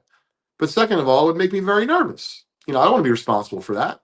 However, when people are coming to me and saying, I'd like to take 5%, 3%, 12% of what I, worth, and I don't ask, they say, I'd like to spend 100,000 or 500,000 bucks or $1 million, whatever the case is. Some cases more.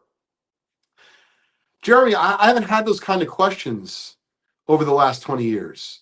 Maybe from one person or a few people. They're not trying to buy one-on-ones, Jeremy. So I'd have to say here, you showed a Roy Campanella, okay? And I think it was a 3 or a 4. I love that card. Like the 50 Bowman Campy, I just do. I love that card. And I'm not trying to disparage the card, but like that card is maybe what, $100, $150, 75, something like that. Yeah.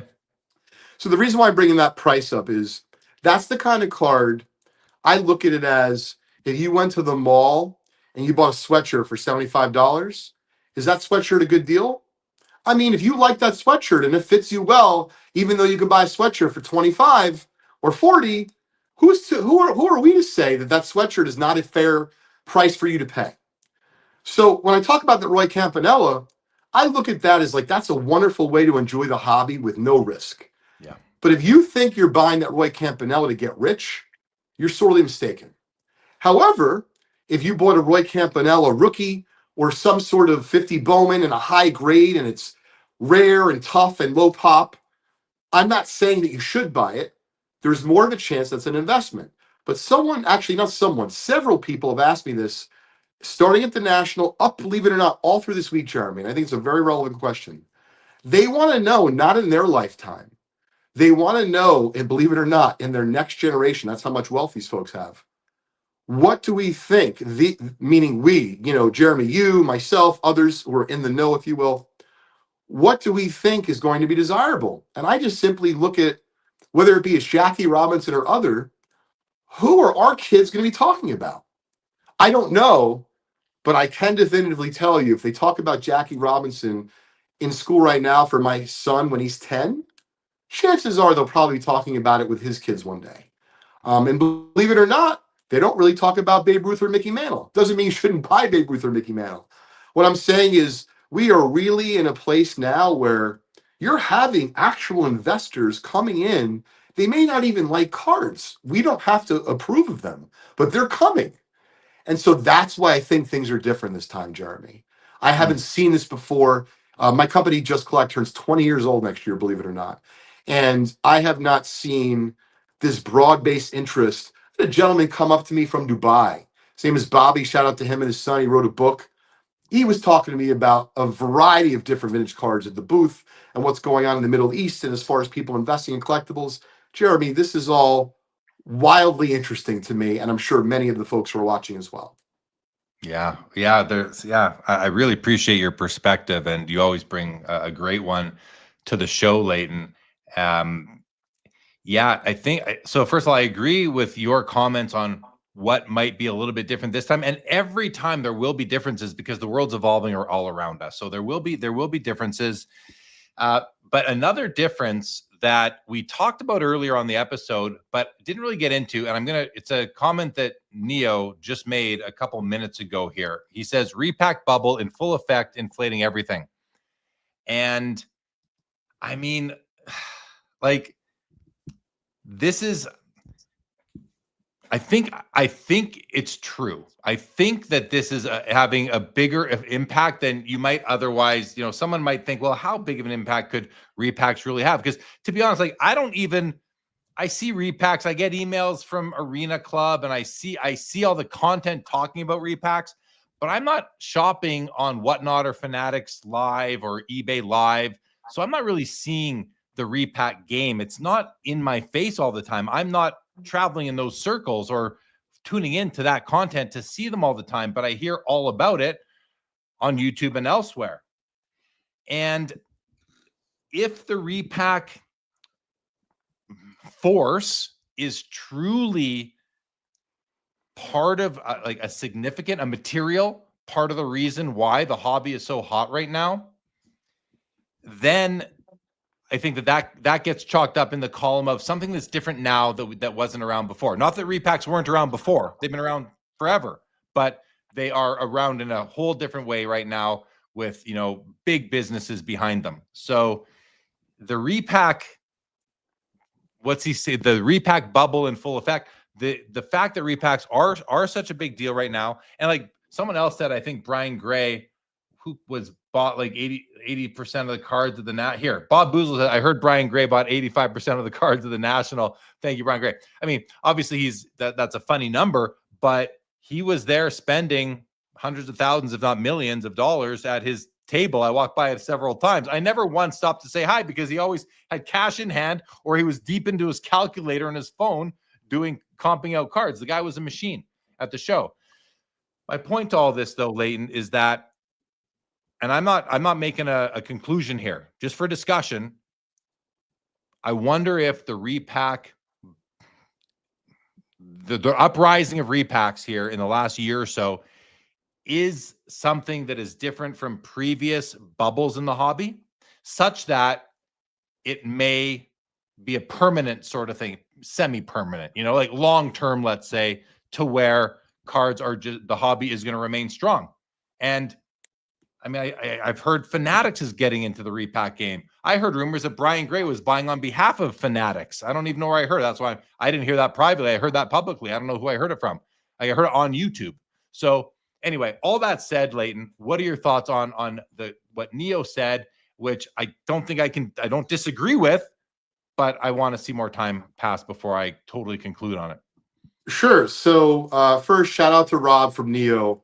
I was able to run into him for a few minutes at the National. We chatted for just a couple minutes. He's got a great channel like you do, Jeremy. So I highly encourage you to check it out.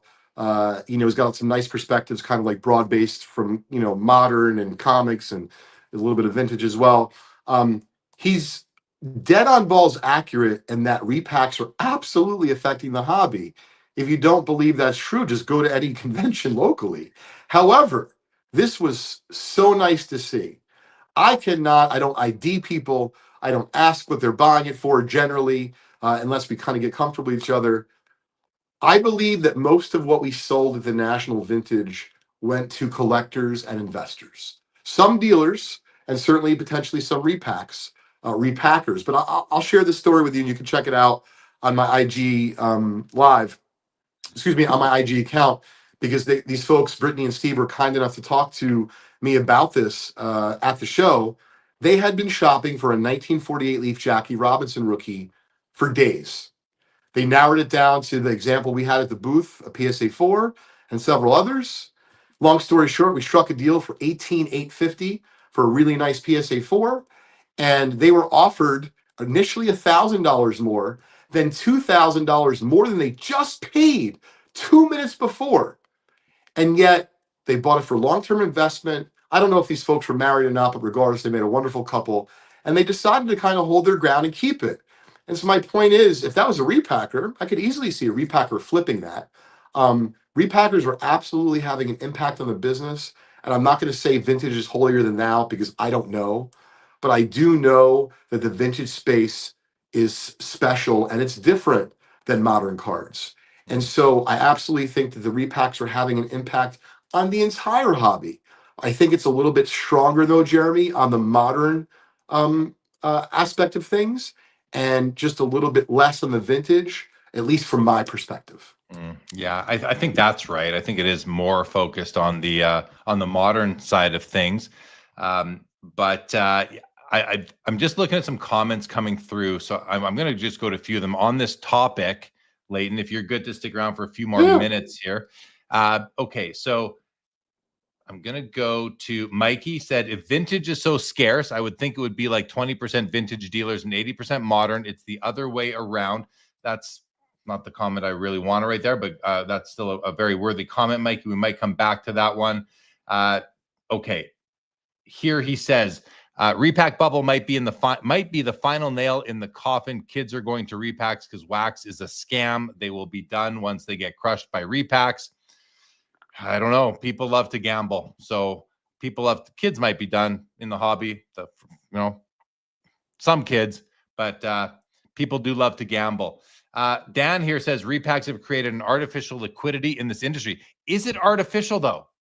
Like, what is artificial? It's real liquidity because the cards are constantly churning. They're constantly. It's amazing how many times a single card gets sold now versus in the old days. How, like, a card will have so many owners within its first year of existence, and back in the old days, maybe 2 or 3, and then it finally found its final home. Neo says Brian Gray said he spent $3 million plus. Mike Petty said the fact that there were crickets around the Arena Club booth the few times I passed was particularly satisfying. I didn't really check it out too closely. Neo says PSA is shifting a lot of their business towards repacks. So that's interesting. And so as luck would have it, Tuesday night I get into Chicago. I make my way to the National, and I'm going to have dinner with my brother on Tuesday night at Gibson's. And it just so happens that we're going to now have dinner with Ryan Hogue, president of Collectors, and Josh Cohen from PC Sports Cards. I've seen them both around. Ryan I've known, but I got to sit. Had a 4-man dinner with Ryan Hogue, and that's really interesting because the weekend before I was talking about PSA taking over the repack game, or at least being the self-appointed arbiter of fairness, right, when it comes to repacks. So we're sitting there, and I know Ryan a little bit. We've chatted before at shows, and so we're sitting down, we're having dinner, we're ordering our wine, we're ordering our dinner, right? We're having small talk. It's a really enjoyable dinner, and then Ryan turns to me and he says, "So on my way to the airport yesterday, I was listening to your podcast," and I'm like, "Oh, which one?" He goes, "Well, the one talking about the repacks." I said, "Yeah. So what'd you think?" He says, "Well," he goes, "you made some good points."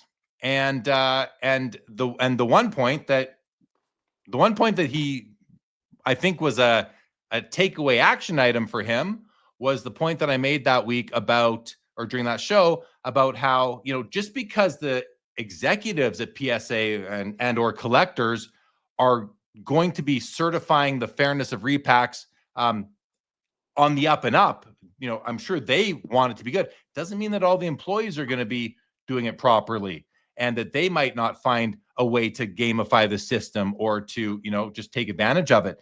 And he said, that's something that I heard you say, and I took it away to my team. I'm taking that away to my team. And I was like, I felt the level of satisfaction there that, because first of all, it's nice to hear that Ryan Hogue's listening to my podcast. Number 2, it's nice to know that something that I said on this episode of Sports Cards Live might make what they're doing even better than it was, I don't want to say even better, but better than it was already going to be, or what they're trying to do.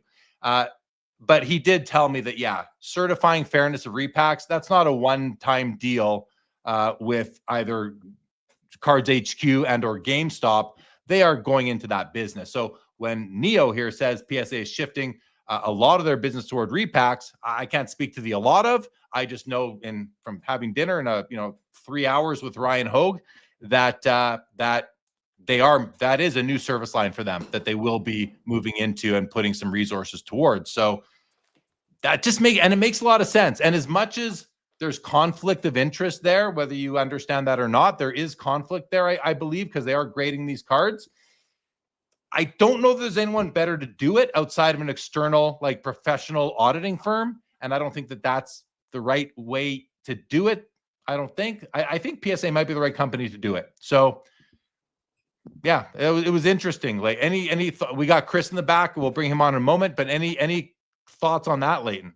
Sure. So I'd love to say hi to Chris in a minute. I've heard a lot of rumblings about PSA doing a number of different things in the repack market. I'm excited to see, right? I'm an entrepreneur. I like to see, what's going on as far as, business today and then also tomorrow. I would say that since you brought it up, it's not that I don't think PSA is qualified, but if you had to ask me point blank, who would I like to see certifying repacks, it would be a third-party auditor, because I do think that PSA, as well as many others, myself included, right? It's tough to be impartial, whereas this is the whole point of what an auditing firm does. So I think it's a step in the right direction. but I don't think we're done yet as far as where we're going to end up. And keep in mind that even though repacks are big, I was selling big cards to the National. The gentleman who bought a 6-figure T206 set, he's not repacking it. No. He's you know what I mean? So I'm not saying it's only limited to modern, but clearly it is more modern than vintage. And we'll see how it plays out over the future. I did want to just give a shout out to Pat Quinn. He was kind enough to sit down with me at the National, and Pat has set up at every single National since the first one 45 years ago.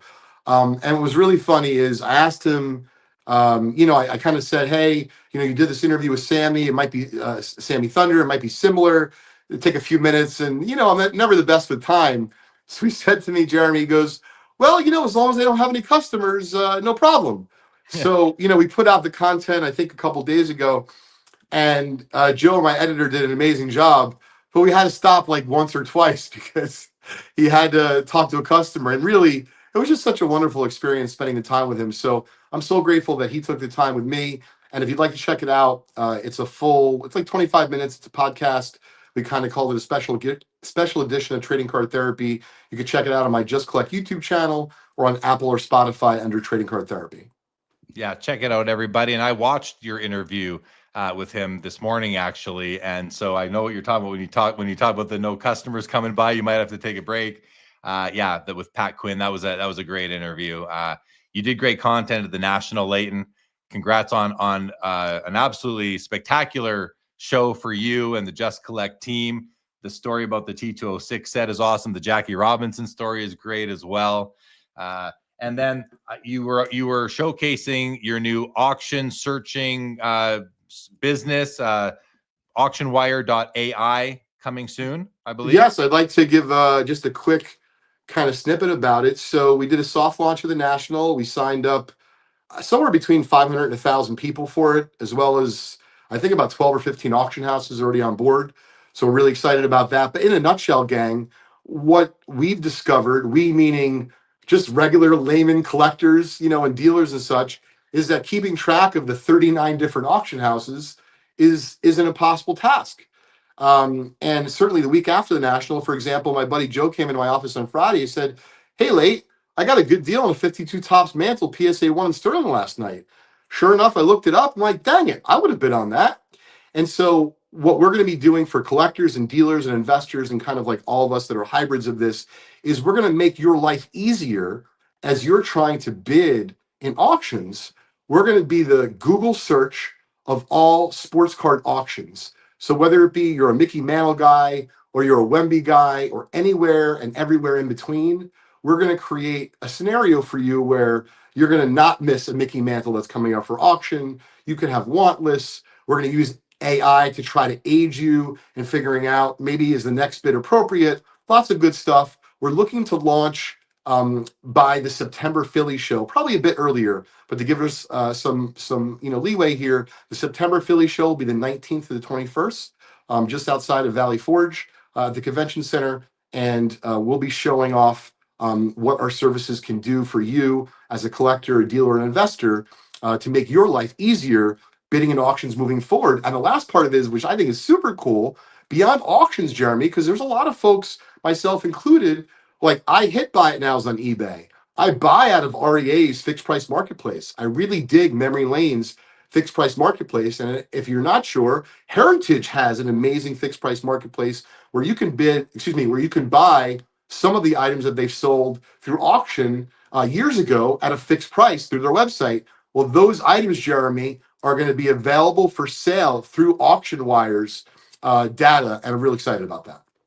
Yeah, I did the tour, the preview at your booth, and first of all, I was really impressed. It's a great user experience, nice looking website, and then I found out later on in the day that because I went through that with your partner Mark, I was entered into a draw, and actually won the draw for the day from AuctionWire, which was $150 credit at your table, which I then used to pick up this beautiful 2013 Topps Chrome Kristen Yelich PSA 9 autograph refractor. I don't know if you know cool. that I claimed that, but I didn't know. I knew that sold. I didn't know you bought it. That's very interesting, Jeremy. yeah, I've had some luck this back in July winning draws between between the National and Hobby Palooza. So yeah, that was want to thank you for that. Well, okay, let's bring Chris on. I'll let you say hi to him, and then we'll get on to some other things. And I still have lots of comments I want to address. We'll do that with Chris, I think, if that's okay with him.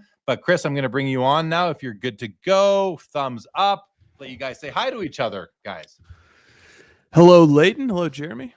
Hey, Chris, how are you, bud? Doing well. Good. All right. Leighton, thank you so much. My pleasure. Chris, good seeing you. And I'll tune in for a few to see what's going on afterwards. Thanks, Jeremy. You're welcome. And quickly, before you go, please note, and for everybody who's watching and listening, next week, next Saturday, there will be no show. I do have a wedding to attend. And trust me, I'd rather be here with you guys. Don't tell the people getting married, but I don't think they're watching the show. I'd rather be here doing a show, but I'm not allowed to next Saturday. So Leighton will see you hopefully the Saturday after. Sounds great. Take it easy. Take care. Take care, man. Okay.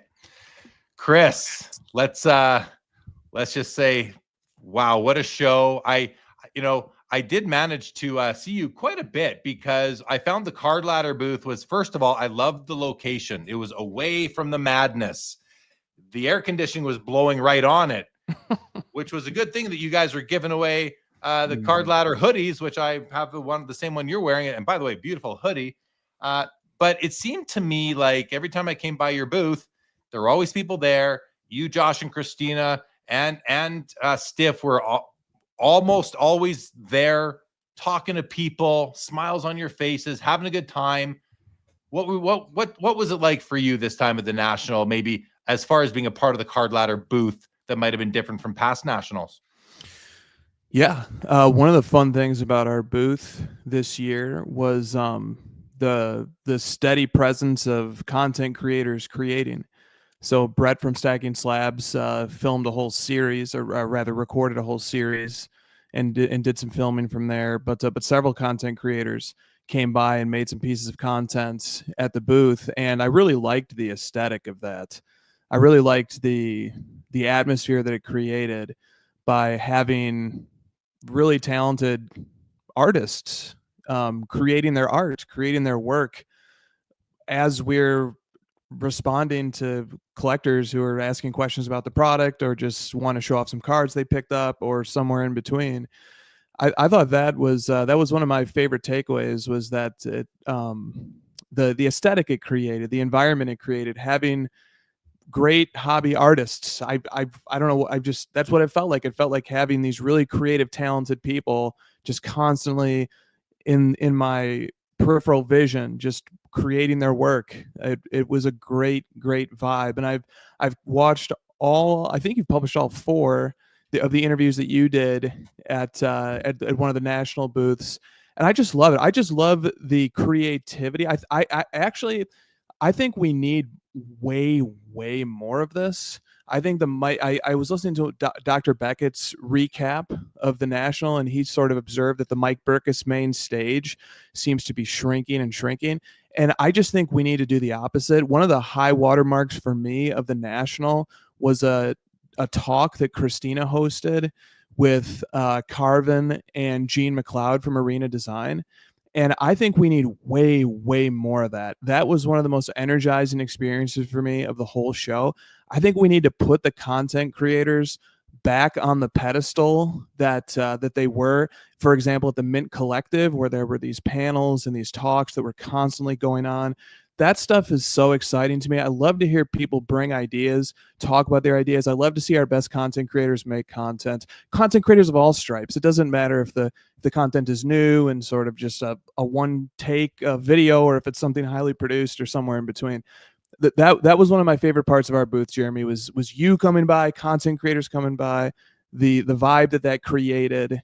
That was something that I think the National really could use more of next time. Yeah, your booth was great for that. I every time I came by, I saw Brett in the little side pocket there talking to somebody, doing his thing. It was fun to see. I like coming by for a little sugar pickup because you had several candy bins on your table there for people. It was great. Okay, the booth was great. Pickups, other experiences, anything you'd like to share there? I mean, I don't know if you've been listening, watching from the beginning of tonight. I shared my pickups in the first hour with Joe. What about you? What was it like for you pickup wise? Was it two questions before you show? I know you probably had one or two cards that you knew you were going to pick up there, maybe, but I'm more interested in the cards that you were not expecting to find that you found. Can you let us know how you did? Yeah, I'll show two really quick. Here's the first. This is signed in ballpoint pen, number 4 of 100 with the ORD 2025 inscription. Raw. I see it's a raw copy. It is raw because I like to be able to touch my cards if I can. So wow, what a card. No plastic tombs here. This is as raw as it gets. Yeah. How about the eye appeal? How about the registration here? This is well made, I'd say. Not bad. Is that number 4 of 100? 4 of 100. Wow. Look at that. So yeah, congratulations. What a pickup. I saw some other collectors in the chat clamoring for theirs. Don't mean to rub it in, boys, but I would just say, Chris, sell it fast. That thing is going to tank in value. I would sell it as fast as you can. Is it not the second copy to ever have been signed in ballpoint pen? I think look what Josh said. Only 3 copies in ballpoint pen. There might have been hello, Josh. Good to see you there too as well. And there might have been 1 or 2 after, though. I know for sure there was one at the end. There was 2. I signed 2 later on Sunday in ballpoint pen. People asked me to. Yes. Yeah. Okay. Then here's another pickup that I made of the. We're not calling them oddballs. We're calling them obscurities. Well, we'll see. We'll see how that goes. But yeah, an obscure card. Here's an obscurity. This is Lee Steinberg, a card from the 1991 set. This was actually gifted to me by the great David Kahana, and it is the autograph version. There's only one parallel to this base set, which is the autograph version of the card. And Kahana gave this to me both because myself and Mr. Steinberg share a background in law and both have a UCLA pedigree, but also because Lee Steinberg is the agent for Patrick Mahomes, who is one of the players that I collect. So this has been one of the cooler cards I've had sitting on my desk ever since I got back from the National, and I just like it more and more the more I look at it. That's from the Star Pick set. That was a box set. That was a box set that came out in like 90 or 91 or something. Yeah, the Star Picks, and they had them for different sports. This is from the football one. So I remember those. What? Anything else you got? Yeah. So here was an unexpected one I picked up. This is the 1999-2000 Upper Deck Air of Greatness Michael Jordan 1 of 1. There are 20 Michael Jordan cards in this Air of Greatness subset. Each of them has 1 of 1. So you could sort of think of this as a 1 of 20 with a slight variation. That was a card that I picked up from 610 Sports Cards, Justin. And I don't know if there's a better guy in the hobby to do a deal with. He's certainly up there. Yeah, he's a great guy. Great guy to do deals with. Made a great deal with him in Atlantic City a couple years ago. Right. That's right. I remember that. Yeah. You and he are competing for tallest hobbyist. He's got me beat by a few inches, that guy. Yeah. Here, I want to share a comment. Kareem Pie says, we want cards, not content creators. I don't understand that comment, considering you're watching content creators right now, Kareem Pie. So just putting that out there. I mean, it's kind of an interesting comment because you can go to a card show and look at cards, but you can also take in some knowledge and that kind of thing. I think that's what Chris was getting at, right? Sharing knowledge and just sharing not only knowledge, but passion and approaches, all sorts of different things. So yeah, I don't know. I think you are here watching, Kareem, but hey, you've been here a lot, so happy to have you still. Okay, Chris. Sorry. Any other pickups you want to share? Well, I'll take a stab at that comment. I agree with that comment. I want the cards first and foremost and above all. But don't we love the content too? Isn't the content a really important part of the ecosystem? I'll tell you this. My national experience was fueled by content. And then after it's over, I extend the enjoyment of this show by consuming the content about it. And then I like listening to content that looks forward to the next one. And if the content isn't the star of the show, the cards are definitely the star of the show. But the content plays a really important role in my hobby ecosystem. I'll tell you this, I'm sure, Jeremy, you can testify to this with more conviction even than I can, but 9 years ago, when there was a tiny smattering of content that was sparsely distributed across YouTube and maybe a few podcasts, and it was a desert of content, and now the cup overfloweth.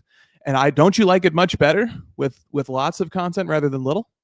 Well, yeah, because you get to select what you want to consume, and you're not stuck with 3 or 4 options. I mean, back in the day, you had 3 or 4 options. Now you've got 300 or 400 or 1,000 options, so you can really pick what speaks to you. And it's similar to collect. We all have our own approach in how and what we collect. We all have our own approach in what content we consume. So we're able to curate that for ourselves. I like a comment that B Pencil put in here where he says, I think it's easy to tell content creators who collect and care about the hobby versus those who don't. So right there is your first sort of filter as to what sort of content you are going to spend your time. I mean, your very valuable time listening and watching. So always honored by how many people are in here enjoying the hobby with us and talking hobby. So okay, enough of that though for now. Chris, do you have another pickup you want to share? Yeah, and sticking with the idea of something that I didn't come to the show with in my possession or even expecting to be able to have a shot at, and it involves our friend MK Sports Cards. So he was in possession of these 2 cards. These are Jokic's 2nd and 3rd year totally certified blue 1-of-1s, and I had tried to pry them out of his grasp for years to no avail. He has a very tight clutch, but a card came available at the show that he wanted. And so he actually ended up relinquishing these 2 Jokic certified 1-of-1s in a trade to the great Grant Slayton, Waldorf Stories. And as soon as he notified me of that, I marched immediately to Grant's booth, traded my Michael Jordan 1996 Golden Touch BGS 9.5 insert for them. Basically, there was a few more wrinkles to the deal, but that was roughly what happened. Was that these 2 cards were traded for that one. And what was fun was that acquiring those 2 allowed me to complete this trio. Ooh. So Jokic has only 3 totally certified blue 1-of-1s, and they have this etched hollow foil that gives them a really nice 90s style shine. So there's the rookie year, his 2nd year, and his 3rd year, and that's it. That's all that he's got for his entire run. So I have the complete run here of Jokic's totally certified hollow blue 1-of-1s. Did not expect to be able to complete that at the National. I did, and I was able to get them entombed in their plastic coffins at the show as well and pay handsomely for it. Plastic coffins. Well, congrats on some great pickups. So really overall high level, a successful show for you? It was. I'm not as successful as yours on like the collecting front, but not bad at all. And something else I want to throw in here while I have a moment of airtime to cram it in is that I was very grateful to meet some of the members of this chat and some of the vintage and the pre-war hobby content creators, some of whom I'll be following up with the next week or so for opportunities to collaborate further. And that's all because of your show, Jeremy, and you graciously allowing me to join you as a guest. So I've gained access to a community of people that is awesome, and it wouldn't be possible without Sports Cards Live. So that was a highlight of the show too, man. I appreciate that, but I'm going to just push back a little bit and say they would have found you one way or another eventually, even without me, but because you do such great work yourself. So, but thank you. I'm grateful, and it's an honor and a privilege to facilitate that and to bring people together, just like others do as well in our community, including yourself. The crossover show you do with Josh every Friday, going back a few years now. Josh Johnson, co-founder of Card Ladder, along with yourself. Christina is there, and Stiff's always there in the chat too. So, okay, good stuff. Thank you for that. Thanks for sharing your experience. It's always, I'm glad you got to do it here with us tonight. So I do want to, I've got a lot of comments marked to address, 34 of them to be complete that I have actually starred to come to. So I want to do that. Josh Adams, Midwest Vintage Cards, 90s Auctions, has joined us in the back room. So Josh, why don't we bring you on?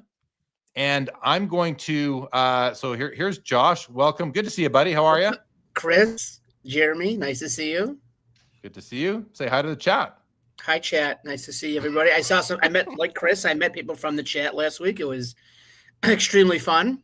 And no, it was a great time. And I still have national hangover, but it was a great week. Got to see Chris, Christina, Josh, and I met Mo. That was one of the highlights. That was amazing. Yeah, man.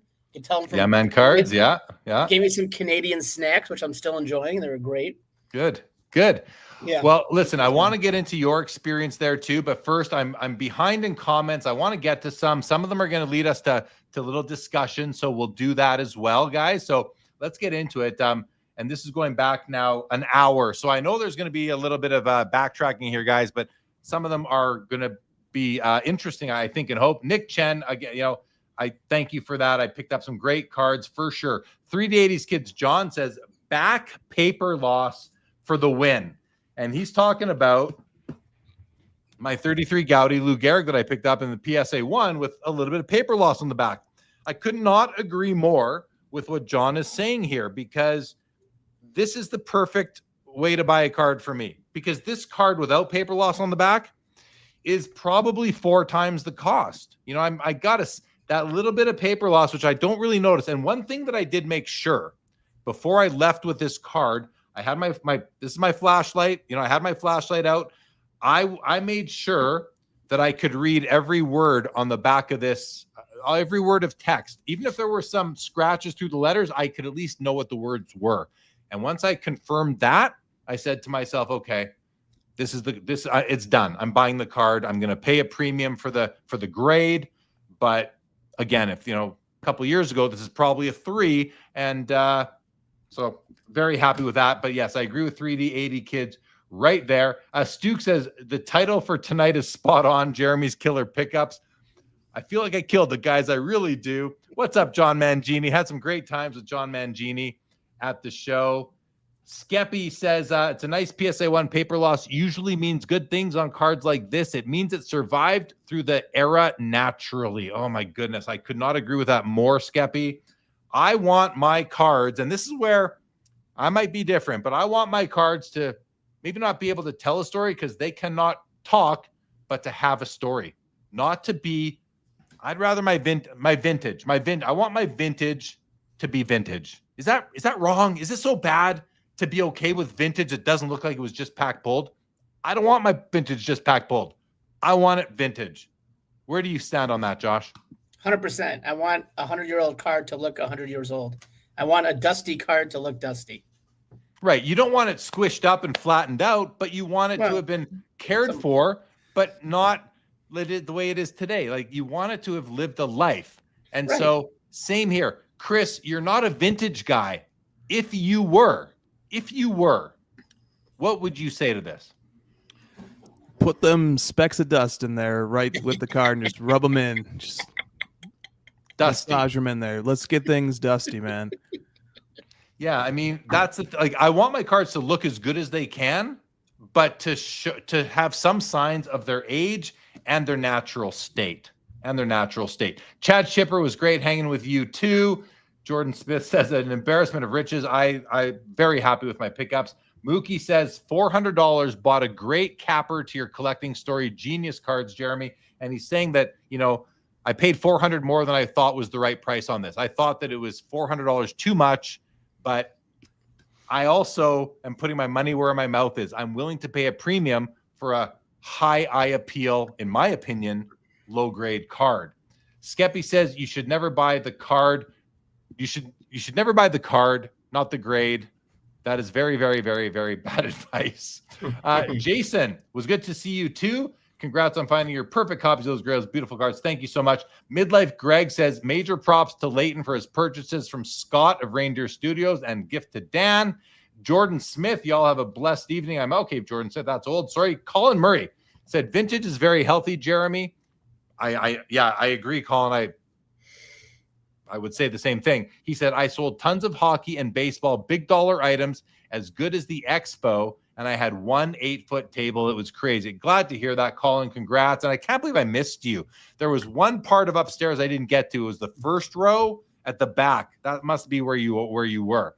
Mikey says it felt like the National was 70% vintage. And are the new collectors priced out of tables? I mean, I didn't get that feeling as much, but well, here, let me, and Josh, I want to get your opinion in a second, but what I will say is that the National has always been heavy vintage. You go to the West Coast Card Show, it's heavy modern, very little vintage. So it's kind of the personality of the show. With that said, the National has been getting more and more modern as the years have been going by, especially since the pandemic, and that continued this year, in my opinion. So I think that if you haven't been there before, Mikey, it sounds like you says it felt like it. You're probably right. 70 might be a bit high. Not much. Maybe it was 60, 65, but that's still lower than it was in the past. Josh, what do you think? So for the National, there's a waiting list for booths anyway. So you can't just like get a booth next year if you wanted to. And they, closely guard that. Plus, there are 44 less booths there were this year than there were 2 years ago. The one before in Chicago, not last year, but the one prior. So they're expanding the corporate areas, and they cut back 44 of the individual booths. So getting one is hard to break in, but I think that's what they're doing with the upstairs this past year. They gave people, I guess, booths in their priority 1, and the priority is based on how many years you've been doing it. I'm a 14. I've set up at 20 Nationals, but I've had my own booth for 13 years. So it's a slow process to move on up when you get to pick. Yeah, just the way they do true. it. They're never going to change it. Yeah. Here, Steve Splenda says, I don't want my cards to tell stories. I want them to remain quiet so I know they're not possessed. Well, with AI, they might be possessed now. And then Sacramento Kings got to duck out, but your story of paying more than you think the Gehrig was necessarily worth because you would regret not doing so has convinced me to overpay for the second to last card I need for a set. So I don't know how good I feel about that, but I will say we are inspiring people to collect here on Sports Cards Live. And hey, I did it myself, so I can't say not to do it. Josh, what do you think? I mean, how much is your time worth to just buy a card and stop looking for it? And my favorite phrase is money's for spending. So if you have it, spend it and buy a card. You're at the National, you should be buying cards. So good job. Money is for spending. I love that. Thank you. That's my favorite Adams talk. Thank you. Thank you very much. and I know something that you like, Chris, is that it seems like money just isn't in the hobby, within the hobby circles, it feels like money just isn't worth much anymore. With money's worthless. The amount that is spent on cards, money's kind of worthless. Tonight, it's crazy. It's on Golden? Yeah. Golden Elite ending tonight. Yes. It's a good thing they don't measure core inflation and card values because money would be looking real bad. Well, yeah, compared to cards. Kareem Pye said, what I don't understand about vintage is that people say vintage is so great due to its scarcity, but it's really only scarce for good grades. The pop reports of low grades aren't that low. Okay, so I think there's truth here, but the issue I have is where it says, and this is just personally, where it says it's really only scarce for good grades. Like, what is a good grade? To me, what is scarce is strong for the grade, strong eye appeal on low grade cards. Like the cards that, like, what is scarce is a card like this. I saw a dozen of these in the room, and that was about it. Total, maybe 12 copies in the whole room. And I got the best one at the price point that I could. I think I saw Memory Lane had a 6 that was beautiful. Or REA had a 7 that was beautiful. Like, companies had them. They were there. You can find those cards in higher grade, but to get them at like an affordable level, that I believe that is what is rare now. Are cards that seem undergraded. Not that they're undergraded technically. That's a different story, but just cards that are beautiful for the grade. That's what's rare. That's what I'm chasing. Josh? So, vintage isn't just, 50s and 60s Topps baseball. There are a ton of scarce regional issues from 19th century, early 1900s. I'll give you an example. Fireside tobacco cards. They look like T206s. On the back, it says Fireside Tobacco. Those are maybe 3 or 4 copies of each card exist. T210s are impossible to find. So, I mean, besides a 55 Clemente is not a hard card. A E90, an E101 Mellow Mint Christy Mathewson's impossible to find. I saw one at the show. I saw one. I haven't seen one all year besides at the show. So, I mean, there are rare vintage examples. So, besides the 50s and 60s Topps baseball, there's a ton of vintage out there that's really hard to find. Yeah. That's okay. So that's a whole other segment. And I saw lots of people picking up those obscure oddball type of cards from, pre-war and that, lots of that stuff for sure. There was just a ton of people buying stuff like that. And that's just so cool. But so back to Cream Pie's comment here, he says the pop reports of low grades aren't that low. I'm just going to come back to vintage is just so much different than modern. It's just so much different. It is so nuanced. And anyway, we'll talk more about that on other episodes. Orlando said Jeremy and Leighton are two of the hardest working guys in the hobby. Thank you, Orlando. Always great to see Orlando. Jay-Z said Leighton makes a great point that people with real means that are not necessarily hobbyists start to section off portions of their wealth into the hobby. That is a real marker. Yeah. I mean, I've had calls from one call in the last couple of weeks from some investment firm out of Texas somewhere, wants to have me consult on how to deploy funds, well, hey, we'll see if I can help you out. Neo again, repack bubble in full effect, inflating everything. Dan the Cardman said repacks have created an artificial liquidity. He then responded to that because I asked him about it below. He said, I say artificial because it's reliant on the churn, especially from braking. People feel they can push harder on brakes and take more risk because repackers will be there to buy them out. Yeah. So, I guess my comment to Dan earlier about is it really artificial is because it seems to me like this is a steady part of the hobby now. And it doesn't yes, it's gambling. People are gambling. That's what it is. It is straight up gambling, especially when they're not even keeping what they win. They're doing the buyback or selling them off to repackers or Brian Gray or whoever to go sell them. But I think the question from earlier was, is the repacker game, is it entrenched now in the hobby? And is it responsible somewhat for where the hobby is at in terms of pricing and volume and velocity and all these things that Chris, studies with Card Ladder? And if it is, then the question becomes there are downsides. People will have bad experiences and not stay in the hobby. So that's a negative. But the other thing is what happens if the repack goes away for some reason, like external forces, regulation comes in, government type regulation. Then where does it leave the hobby if repacking kind of goes away or goes through a real transformation? Now with PSA coming into the certification game, that might be the best thing for the hobby. I question myself saying that. What I'm saying is that might be the best thing for the longevity of repacks. Maybe, because now there is a fairness certification. Earlier somebody said that it might have been, it's actually probably a comment in here somewhere that might have been Dan. Dan the Cardman says the perceived threat to independence is exactly why they shouldn't be doing it. He's talking about PSA. And then we talk, well, who should do it? Well, maybe it's an external auditing firm, like a professional services firm, also known as an accounting firm. Maybe they should do it. Maybe there should be a representative from PSA's auditor on site while they're doing this packing and making sure that these things are sealed and sent out. I don't know. Josh, what are you thinking? I just think it's asking for trouble to have the biggest card grader start getting involved in repacking. I think it opens a door for the appearance of impropriety, which is enough not to do it, in my opinion. And that's what we talked about 2 weeks ago here on the show.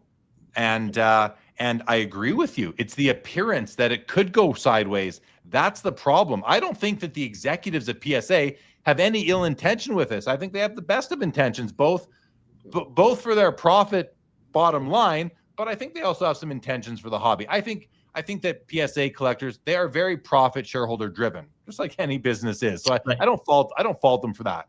Those of us, those in the hobby who think that they owe us something, I think it's a little bit naive to think that they're not profit driven, and that's okay. They have to be profit driven. They have investors in that. So, but I do think that I think it's better than nothing. I think it's better than nothing right now, and I do think that the executives, they're not the ones who. I think they have the best intentions. That's not my concern, though. My concern isn't why the executives decided to do this. Okay, let's see where we left off here. Vintage card collector says, if you're worth $5 million, which many people are, spending $50,000 on a stable vintage card to hold shouldn't be that surprising. It's an alternative asset play. Definitely agree with that. Double D says, I feel like the repack bubble has just started gaining speed. I think that has a lot more legs left before it becomes a bubble. I think he's right. I agree with that. I think PSA entering the business is really the high watermark here. Is that the right term, Chris? I think that is the turning point for repacks to start legitimizing them in a lot of people's eyes. And then the question is, what about people that aren't having their repacks certified by PSA? Are they going to sell at a discount to the certified repacks? Jump in, Chris, Josh, if you have anything, just kind of let me know. Just put up a finger or whatever, and I'll turn it over to you if any of these comments get your content creator juices flowing. Dan the Cardman says, enough people get burned and repack liquidity dips, the flow effect will be huge on the modern industry. That's the fear. That's the risk right there, I think, is they have to find a way to keep the gamblers coming back. They have to find that right odds line so that they keep on coming back, right? Jason Ursander said, I picked up a big repack and hit a 1933 Cat Cracker Jack daily numbered out of 100. They're 1914s, Jason. It's a 1914, but we'll let you get rid of that. And congrats on hitting one. But again, like I tell everybody, you better sell that Jeremy Lee Cracker Jack soon. I do not see the values holding at all. Double D, repacks are here to stay indefinitely. And once those repackers start making vintage repacks, watch out.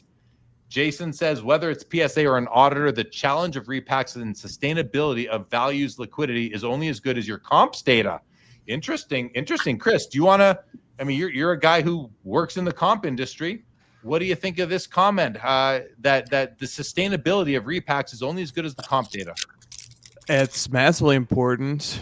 And then I think there are layers of extrapolation beyond that, such as, once it's identified that comps are, in recent sales data is sort of driving the value proposition of a given repack or a given repack product, how it speaks to the points that Dan the Cardman was making about the systemic inflation that happens to pricing across the board as those prices get printed over and over again for the purpose of repacking, and oftentimes the card is not ending up with the person who hits it in a repack. The person who hits it is cashing in on the buyback option or looking to exchange the card back in or recycle it back in for another shot at another repack, hoping that ultimately they'll beat the odds and come out ahead. So I think that the nature that data plays in this is that it calcifies the systemic inflation that the repacking product or repacking as a business that it bakes into prices, and I think that's what Dan was getting at, and some of the other commenters were getting at when they were talking about the artificial nature of prices on ultra modern cards that's being driven not by and the thing that look all demand is artificial. Artifice, it means created by humans, but in this sense artificial is contrasted against organic, where organic means the market is set by an end user or a series of end users competing for a card, whereas here the market is being set not by end users, but by people using these cards not as final destinations, but as inputs into a new product. So I mean, the pricing data is instrumental to this entire repacking enterprise. Yeah. Jason's here, says whether it's PSA or an auditor, the challenge of we just did that. Sorry, I'm reading the same one again. Eddie's Cardboard Chaos. It was great to meet you at the National as well, my friend. So many great people I got to meet for the first time, YouTubers and non-YouTubers, just wonderful people. Tony, Southern Collector, it was great hanging out with you as well, buddy. A fine card collector. By the way, this is a YouTube channel that I recently discovered, and I've enjoyed it. But good to have you join us here on Sports Cards Live. Check out A Fine Card Collector. Jason Zwald says, I've learned a lot about vintage cards from content creators. It's a wonderful thing. Mid-Atlantic says, I spend 10 times more time on YouTube than I do on eBay.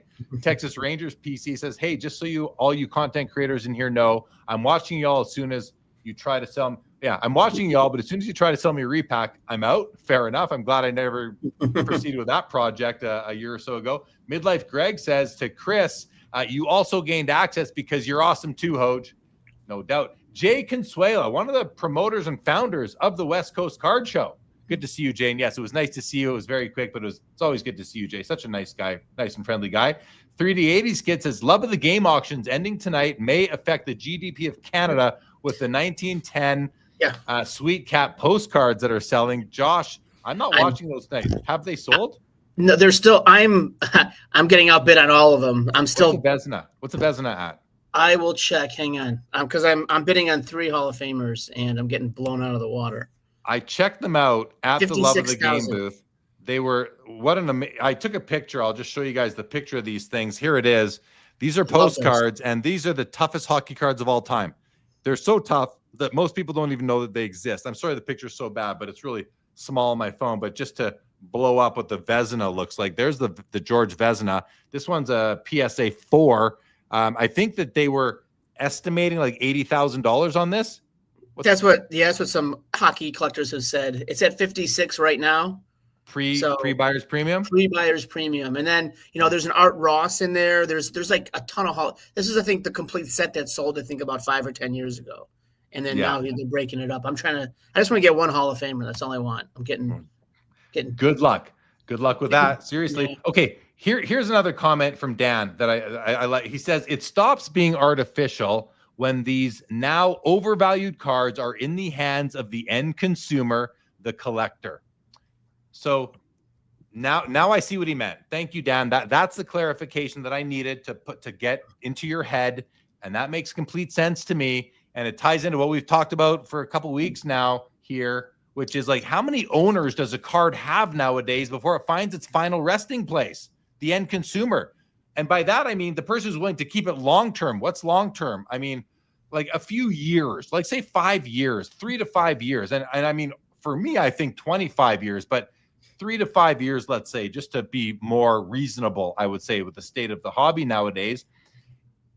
But maybe that's the way these repack things are going to be. Maybe it just takes that long for them to find the right buy. Maybe it's the repack customer buys it, sells it on eBay or Fanatics Collect or whatever, and finally gets it into that final collector's hands.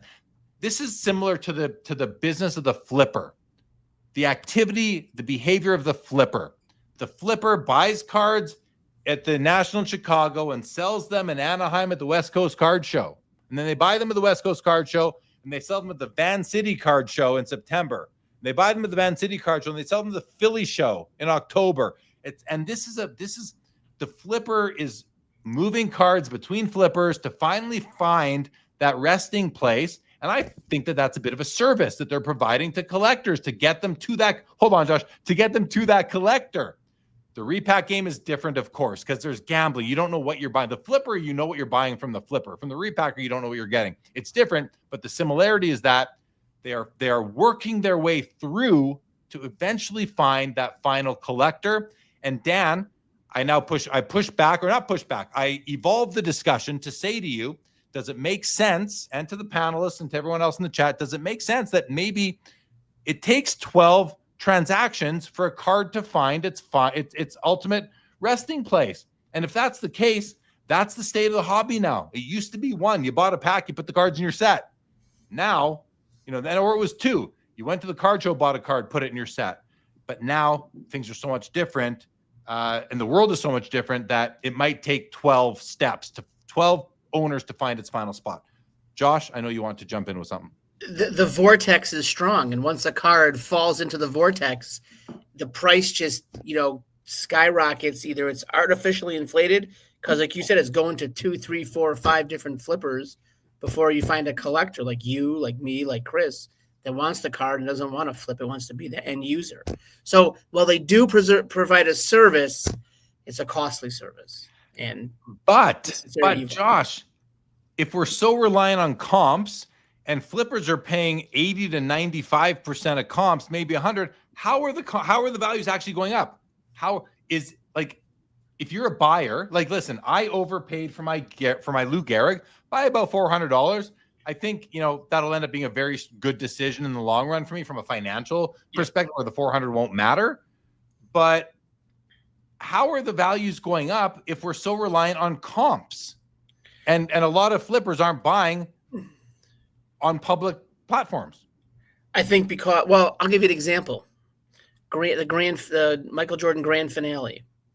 That card 3 years ago was sitting on eBay, rotting away for $50,000. No one was buying it. A flipper has it at the show, wanted $100,000 for it in trade or cash. And I mean, that's only because it went through the vortex. And I saw it in 3 or 4 different flippers IG stories or other tables. So I think with like cards that trade often, the comp or the recent sale won't really affect it. But for cards that are somewhat rare and unique, one of ones, or hard to find Jordans, or hard to find any card, I think when it falls into the vortex, the flipper just sees and says, "Oh, this hasn't sold in a while. I'm gonna ask for double, triple what I paid for it." Yeah. Okay. Yeah. There are times like where you will pay more, and it's off comp. And I had someone say to me, or I heard them say, I forget if they said it to me or I was at a booth and I heard them say it to somebody else. It was about comps. They said that, well, comps don't include private sales, and private sales are always higher than comps or something like that. And I thought to myself, you're probably right. I don't disagree. I've bought at breaking records privately myself, but it's like if a tree falls in the forest and no one's there to hear it, did it really make a sound? Well, these exist until they don't exist because only 2 people know about them. And really, I mean, I think Chris would love it if more people presented their private deals to Card Ladder for documentation and adding to the comp database. But I suspect that it's a minuscule percentage of private deals that get reported to Card Ladder or make it into the public domain anywhere. I don't know where else there is besides Card Ladder, but I'm guessing it's a fraction of a single percent that make it there. Not even that much, right? I mean, there's millions of sales all the time. So anyway, interesting topic right there. Dan says it's a complex issue, not simple at all. I think that's a very fair comment right there as well. Mike Petty says the answer is simple but complex. Just say no to breaking and repacks. I think we're past the point of no return. There is the problem with that one, Petty. Texas Ranger says, guys, if we the hobby crash, I couldn't think of a better group of dudes to do it with. I love that comment. Texas Rangers PC. I love that. A fine card collector says, I'm really looking forward to Strongsville next year. I want to experience that versus the National. Same here. I really am going to make a strong effort to get there. And then Dan, the card man, says the issue just pushes the price up so high that end consumers don't necessarily want to pay what they paid to enter the break or the repack. But it's very complicated. Yeah, it's so complicated. I don't even know if I really understand that comment. Nothing against you, Dan. Okay. But Ben Burrows, couldn't one make an argument that there's more evidence prices are being held steady rather than increasing? Like Jeremy says, prices aren't going up if repacks and flippers are buying at 80, 90%. Like, that's where the whole comp thing, I don't think comps are as important to I'm just going to say it even though I'm wrong, as important to the ecosystem as we think they are. They certainly are very, very important. What I'm trying to say is that they are one input to your decision-making process, one input. And you also have to vet the comp a little bit yourself. What time did it sell? How many feedback did it? You can go to Card Ladder and they will, in many cases, I think if it's recent enough, Chris, they will link you to the sale so you can at least see, but you also have the feedback, the seller's feedback there, which is helpful. Do you include the time, like when the card sold, so people would know if a card sold, if a North American centric card sold, at 3 a.m. Eastern, like that might not be a great time to end an auction. Your comp may suffer. Does Card Ladder include the date, the timestamp of the sale? No, just the date. No timestamps. And for eBay results, those are live links for up to 90 days after they happen. Links from other marketplaces generally stay live for good. But to the extent that you'll be able to pinpoint the time, you would need to click into the live link. Fair. Thank you for that. Sam R says, greetings from Trinidad. What's up with the older guy at the National with the mystery packs and carnival games with cheap prizes? Thoughts on that? Sam R, I don't know what you're getting. I don't remember. But first of all, welcome from Trinidad. First of all, great to have you. Second of all, I don't know who you're talking about. Do you, Josh, know what vendor Sam R is talking about here? An older guy with mystery packs and carnival games? I do not. Sorry, Sam. I don't know what you're getting at with that one, but thank you for joining us tonight. Certainly appreciate that.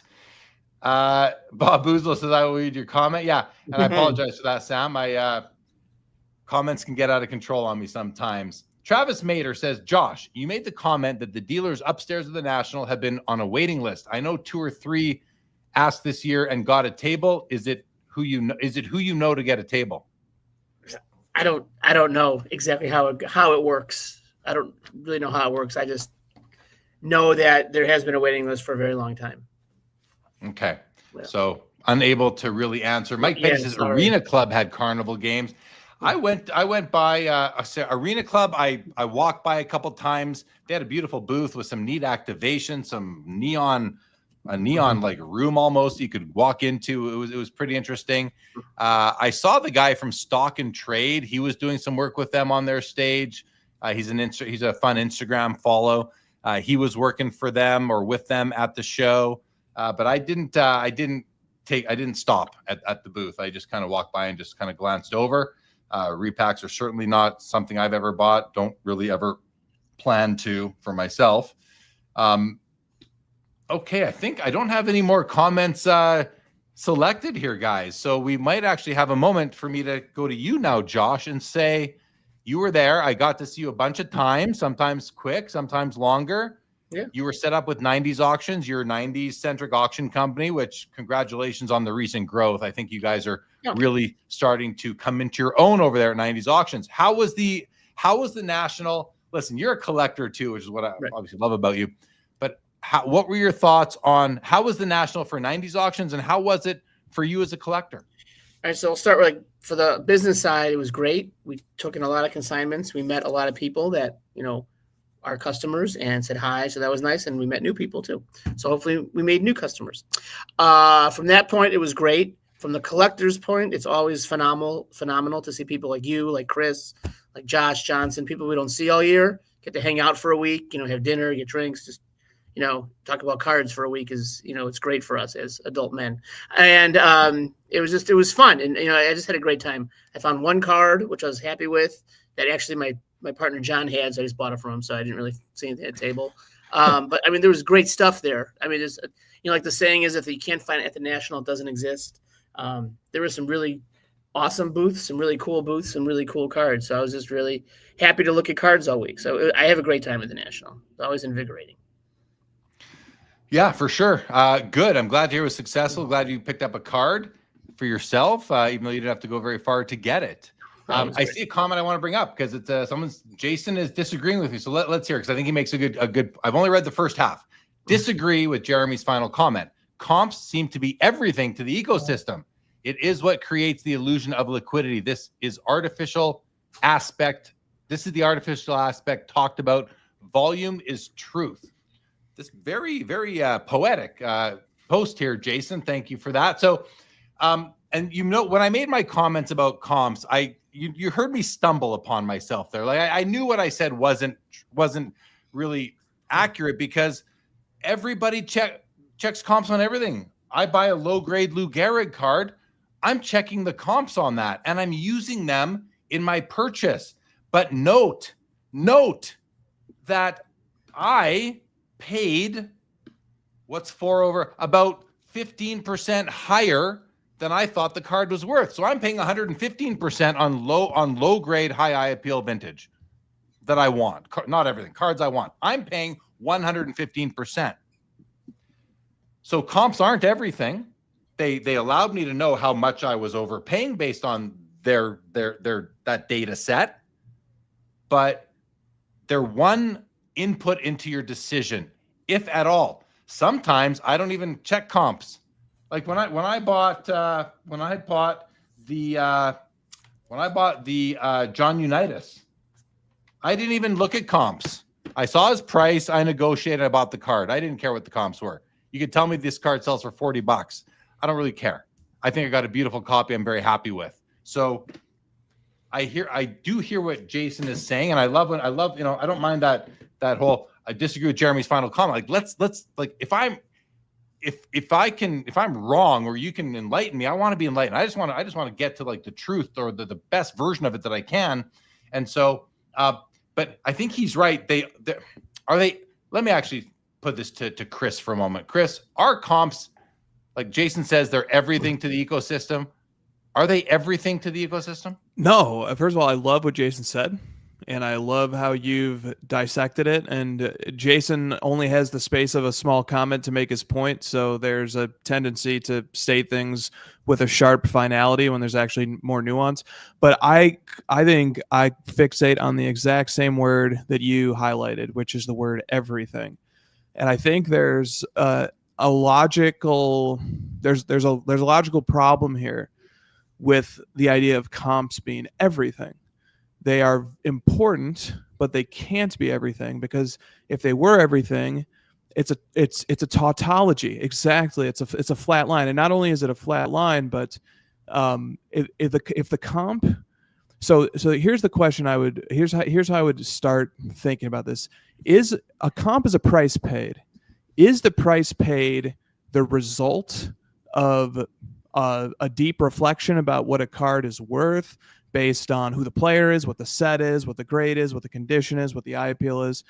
Or, so in other words, is it an output? Is a price the output of a series of thoughts that ultimately led to the various people bidding on it, deciding what they wanted to pay for it?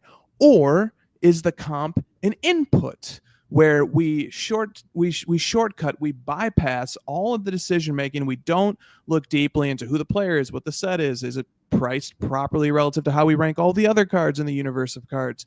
We cut all that thinking out, and we turn the price into an input. And so is the comp an input that also determines the output? So if a comp is both an output and an input at the same time, then we get exactly what Jeremy said, which is we just get a flat line. There's literally no opportunity for dynamism, except to the extent at which either money loses its purchasing power or the market just literally grows in size, like more people come in. But even still, if they're shackled to the logic of comps, and the comp is both an output and an input at the same time, then there needs to be an explanation for why prices change above and beyond the change in value of the instrument, of the financial instrument, of the dollar itself. Okay, so that's something that I think has to really be thought about here. Is a comp an output? Is it an input? And how does that shape how the market reacts? I mean, great. I love how you really drill down into things and lay them out in a way that we can process them. The input output is a great approach here, and I think it's both, though. I think they're both. I think there is, and not all comps are created equal, right? I mean, some are just people having drinks bidding on eBay. Now those become comps. Some some are people doing weeks of research into a card. When I paid what I paid for my Joe Jackson card, I spent hours and hours and hours researching, and so that comp I think has a lot more thought into it. That is the output of a lot of thinking and analysis and just really trying to figure out what to do. So not all comps are created equal. And one of the problem with comps is that you can't really know which ones are better than others unless there are some telltale signs, like what I was mentioning earlier. And then there's the whole data set that is invisible, that is the unreported comps on the private deals. So the whole comp data set is incomplete at best. It's really eBay, Fanatics Collect. It's really like the 11 or 12 auction companies that you follow, the Card Ladder integrates with, Chris. That's the data set, right, for comps, or whatever service you're using if it doesn't happen to be Card Ladder. So I love the input-output thing. I think it's a bit of both, but the key thing does come back to this. If comps were the end-all, be-all, prices would never, ever change. It would be back like it was in the 80s when Beckett Magazine told you what you would pay, told you what the dealers would pay for your cards, what you would have to pay to get them from them. And it only changed when Beckett told you what changed. And, and Dr. Beckett tells us that's based on surveys taken at card shows and card shops by a trusted dealer network across North America. So, and then it's based on nothing, because there were very few price guides and no internet. So then it was just based on regional premiums and who was hot at the time. Eventually, the Beckett hot list became a big deal. The up and down arrows every month were something we all couldn't wait to see what got the up, what has gone up, right? So that we could value our cards more based on what might have happened 2,000 miles away in a card shop, right? Comps never have, never will be perfect, I don't think. So to me, they're not everything. They seem like they're everything, which I think speaks to Jason's comment, and I accept his comment. I mean, his comment makes a lot of sense to me, but they're not everything. They're one of the inputs to your overall decision-making process. If I was married to comps, I would not have bought this. I would not have bought this. I would not have bought this. I mean, half the cards I bought, I wouldn't have bought. My favorite cards I wouldn't have bought because I would have been trapped by someone else's decision-making, and I have no idea why they're making those decisions all the time. Any follow-up on that, Chris? Yes, let me introduce two quick data points to this. I was looking at this earlier today. Over the last 6 months, Lionel Messi's card index and Card Ladder, which tracks on like 150 or so, it's up 58%. And Steph Curry's, which tracks even more cards, I believe, is up 57%. There must be something other than comps as a matter of empirical observation in this case. There must be something other than comps that is fueling at least those two particular markets. Also, a word of caution, it certainly concerns me greatly when markets are moving by 50 to 60%, especially because indexes are conservative, because they only change when a card actually records a new price, and there's plenty of cards in there that haven't recorded a new price. So those indexes might even be up by more, but we do have plenty of measurable instances where players' cards, I mean, it's almost obvious. Like we're going. I don't mean to shift this from the realm of theory to on the ground, but prices go up. they go up faster than inflation. Absolutely. So Jason says, if these cards aren't permanently staying in collections and the churn/volume picks up, then the liquidity is a lot more shallow than it seems. Yeah, that makes sense. That makes sense to me on the surface. Nick Leach says, let's discuss why 2013 Prism Gold sold for less than $40K less than 12 months ago, and a PSA 10 sold for $160K tonight. He's talking about Tom Brady's Prism Gold. Yeah. Tom Brady Prism Gold. Well, Brady's getting a lot of airtime in the hobby right now. He hasn't done anything in the last year or two on the field. So it might just be a sign of the hobby at that point, unless Chris or Josh has another thought on that. I don't know what's causing it. I mean, I have, theories, but those are just theories based on what I see on social media being posted. So it's not based on any empirical data or research, but the eye test. Remember back in the early pandemic, we were going through a lot of a lot of pumps, kind of campaigns, and maybe we're back to that. Maybe we're back to the. And I'm not saying pump and dump. Maybe I should, but maybe we're just. I don't know if we're in a pump. If there's any pump and dumping going on, I think there's always some pump and dumping going on. But if there's just some pumping going on, could be. John Mangini says, I never look at comps. John is a pure collector, and I love when I don't look at comps either. When I buy a card without looking at comps, I don't know. I love that. Ben Burrow says, half of the cards I buy in person, I'm willing to pay over comps because there's hopefully a service being provided to me that I don't get online. Well, one of which is looking at the card in person. I mean, especially in a vintage PSA 1 where you really want to look at it. That's very, very helpful. Cold Shot Card says comps are a guide. They aren't gospel. Many people buy on emotion. That is how I value comps. Midlife Greg says comps provide information and knowledge. I shake my head a bit here, Greg. Information, yes. Knowledge, yes. But how good is that knowledge if you don't vet the comps? It's still knowledge, but is it reliable? Not all comps are created equal. All I'm trying to say there. He goes on to say that information allows me, the consumer, to better understand my next steps. To me, they are vital. As long as you're processing them properly, Greg, then I think great. If you're not, then they're still vital, but I think you could level up still from where you might be at now if you're not considering what goes into the comp. When I look at a comp and when I'm spending over $500 on something, if I'm looking at a comp, I'm looking at the comp. I'm drilling into it. I'm trying to, what's the marketplace? When did it sell? What does the card look like? Always very important. Jason says the comps only work for commodity cards, which in my observation is exactly what the buyers and repackers are looking to buy. Yeah. Great comment here. When I say great comment here, Jason, I say it also gives me more clarity on your previous comments. And I think that this is a bang on correct.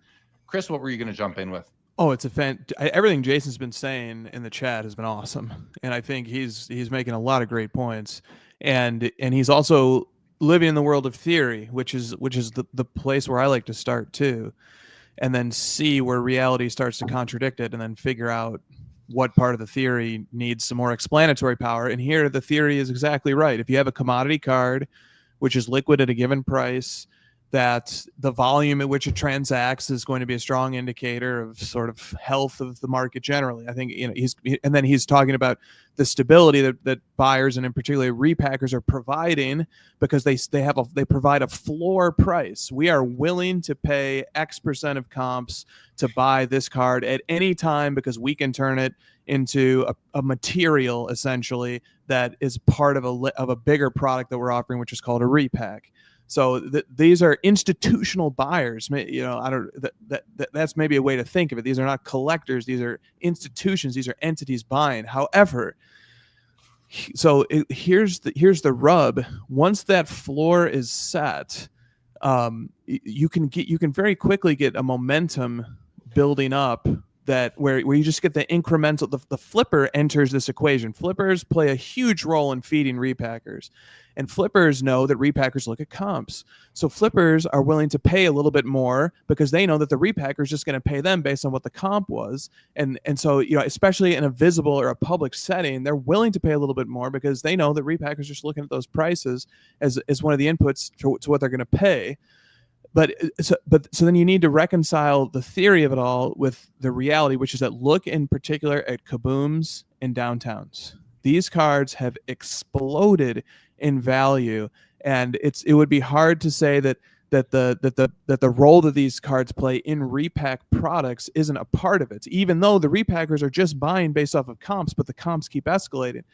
Because in other words, let me not just try to explain all that. Let me just put that on the table. The cards that are staples of repacks, which are kabooms and downtowns, these cards have doubled, tripled, quadrupled in value over the last year to 2 years, and the repack is part of that process. But there must be more going on. There must be this momentum of market activity that's incrementally driving it up. And then what happens if collectors get involved and collectors say, "Hey, we like these cards too"? All of a sudden, there's this whole new onslaught of demand coming from institutional entities and flippers for these cards. Now there's a competition, and collectors are the ones who are going to be the first to say, I'll pay over the last comp because I want this card. I'm competitive for this card. I'm going to put in a higher bid to make sure that I win it. And all of a sudden you can get upward price pressure.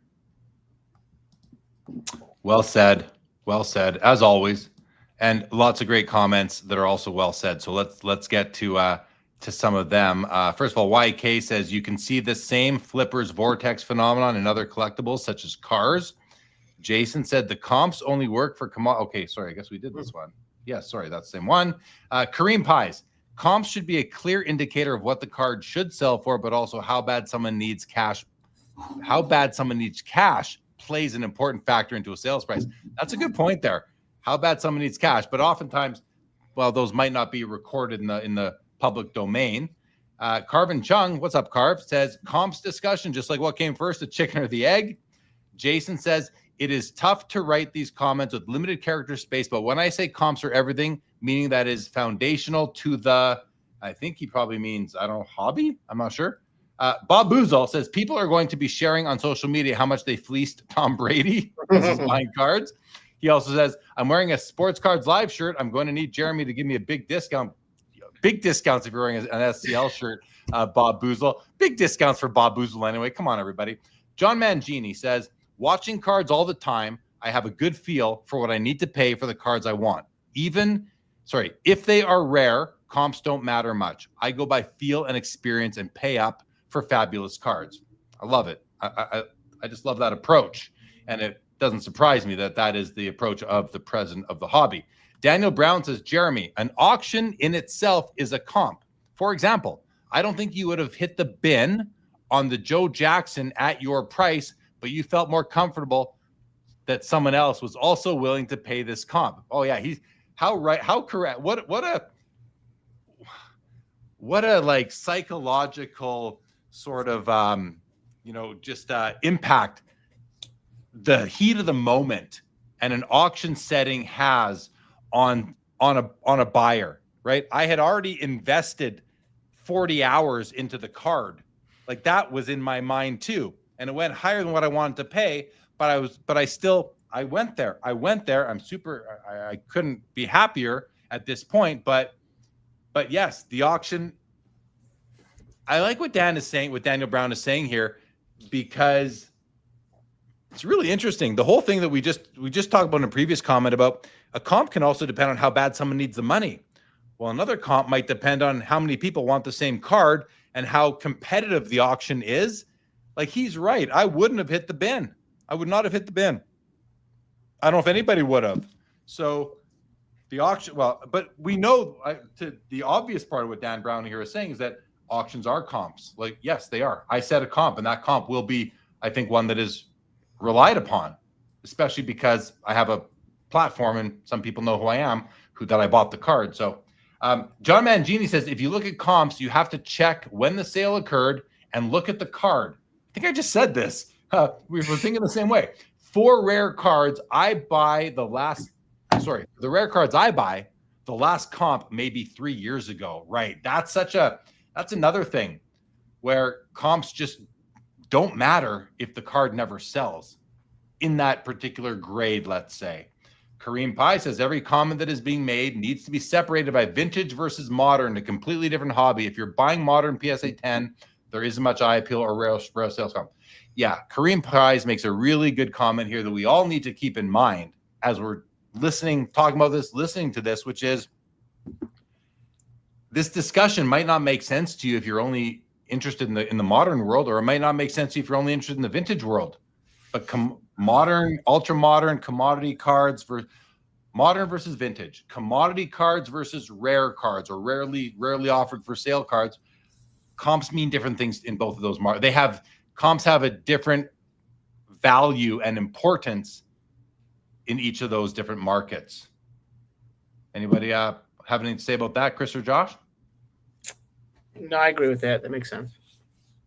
Like Mike Petty says right here, a card tonight sold for $1,000 in 2014. Tonight it's 12 grand. How would that comp? If it never sold since 2014, how do you comp that card now?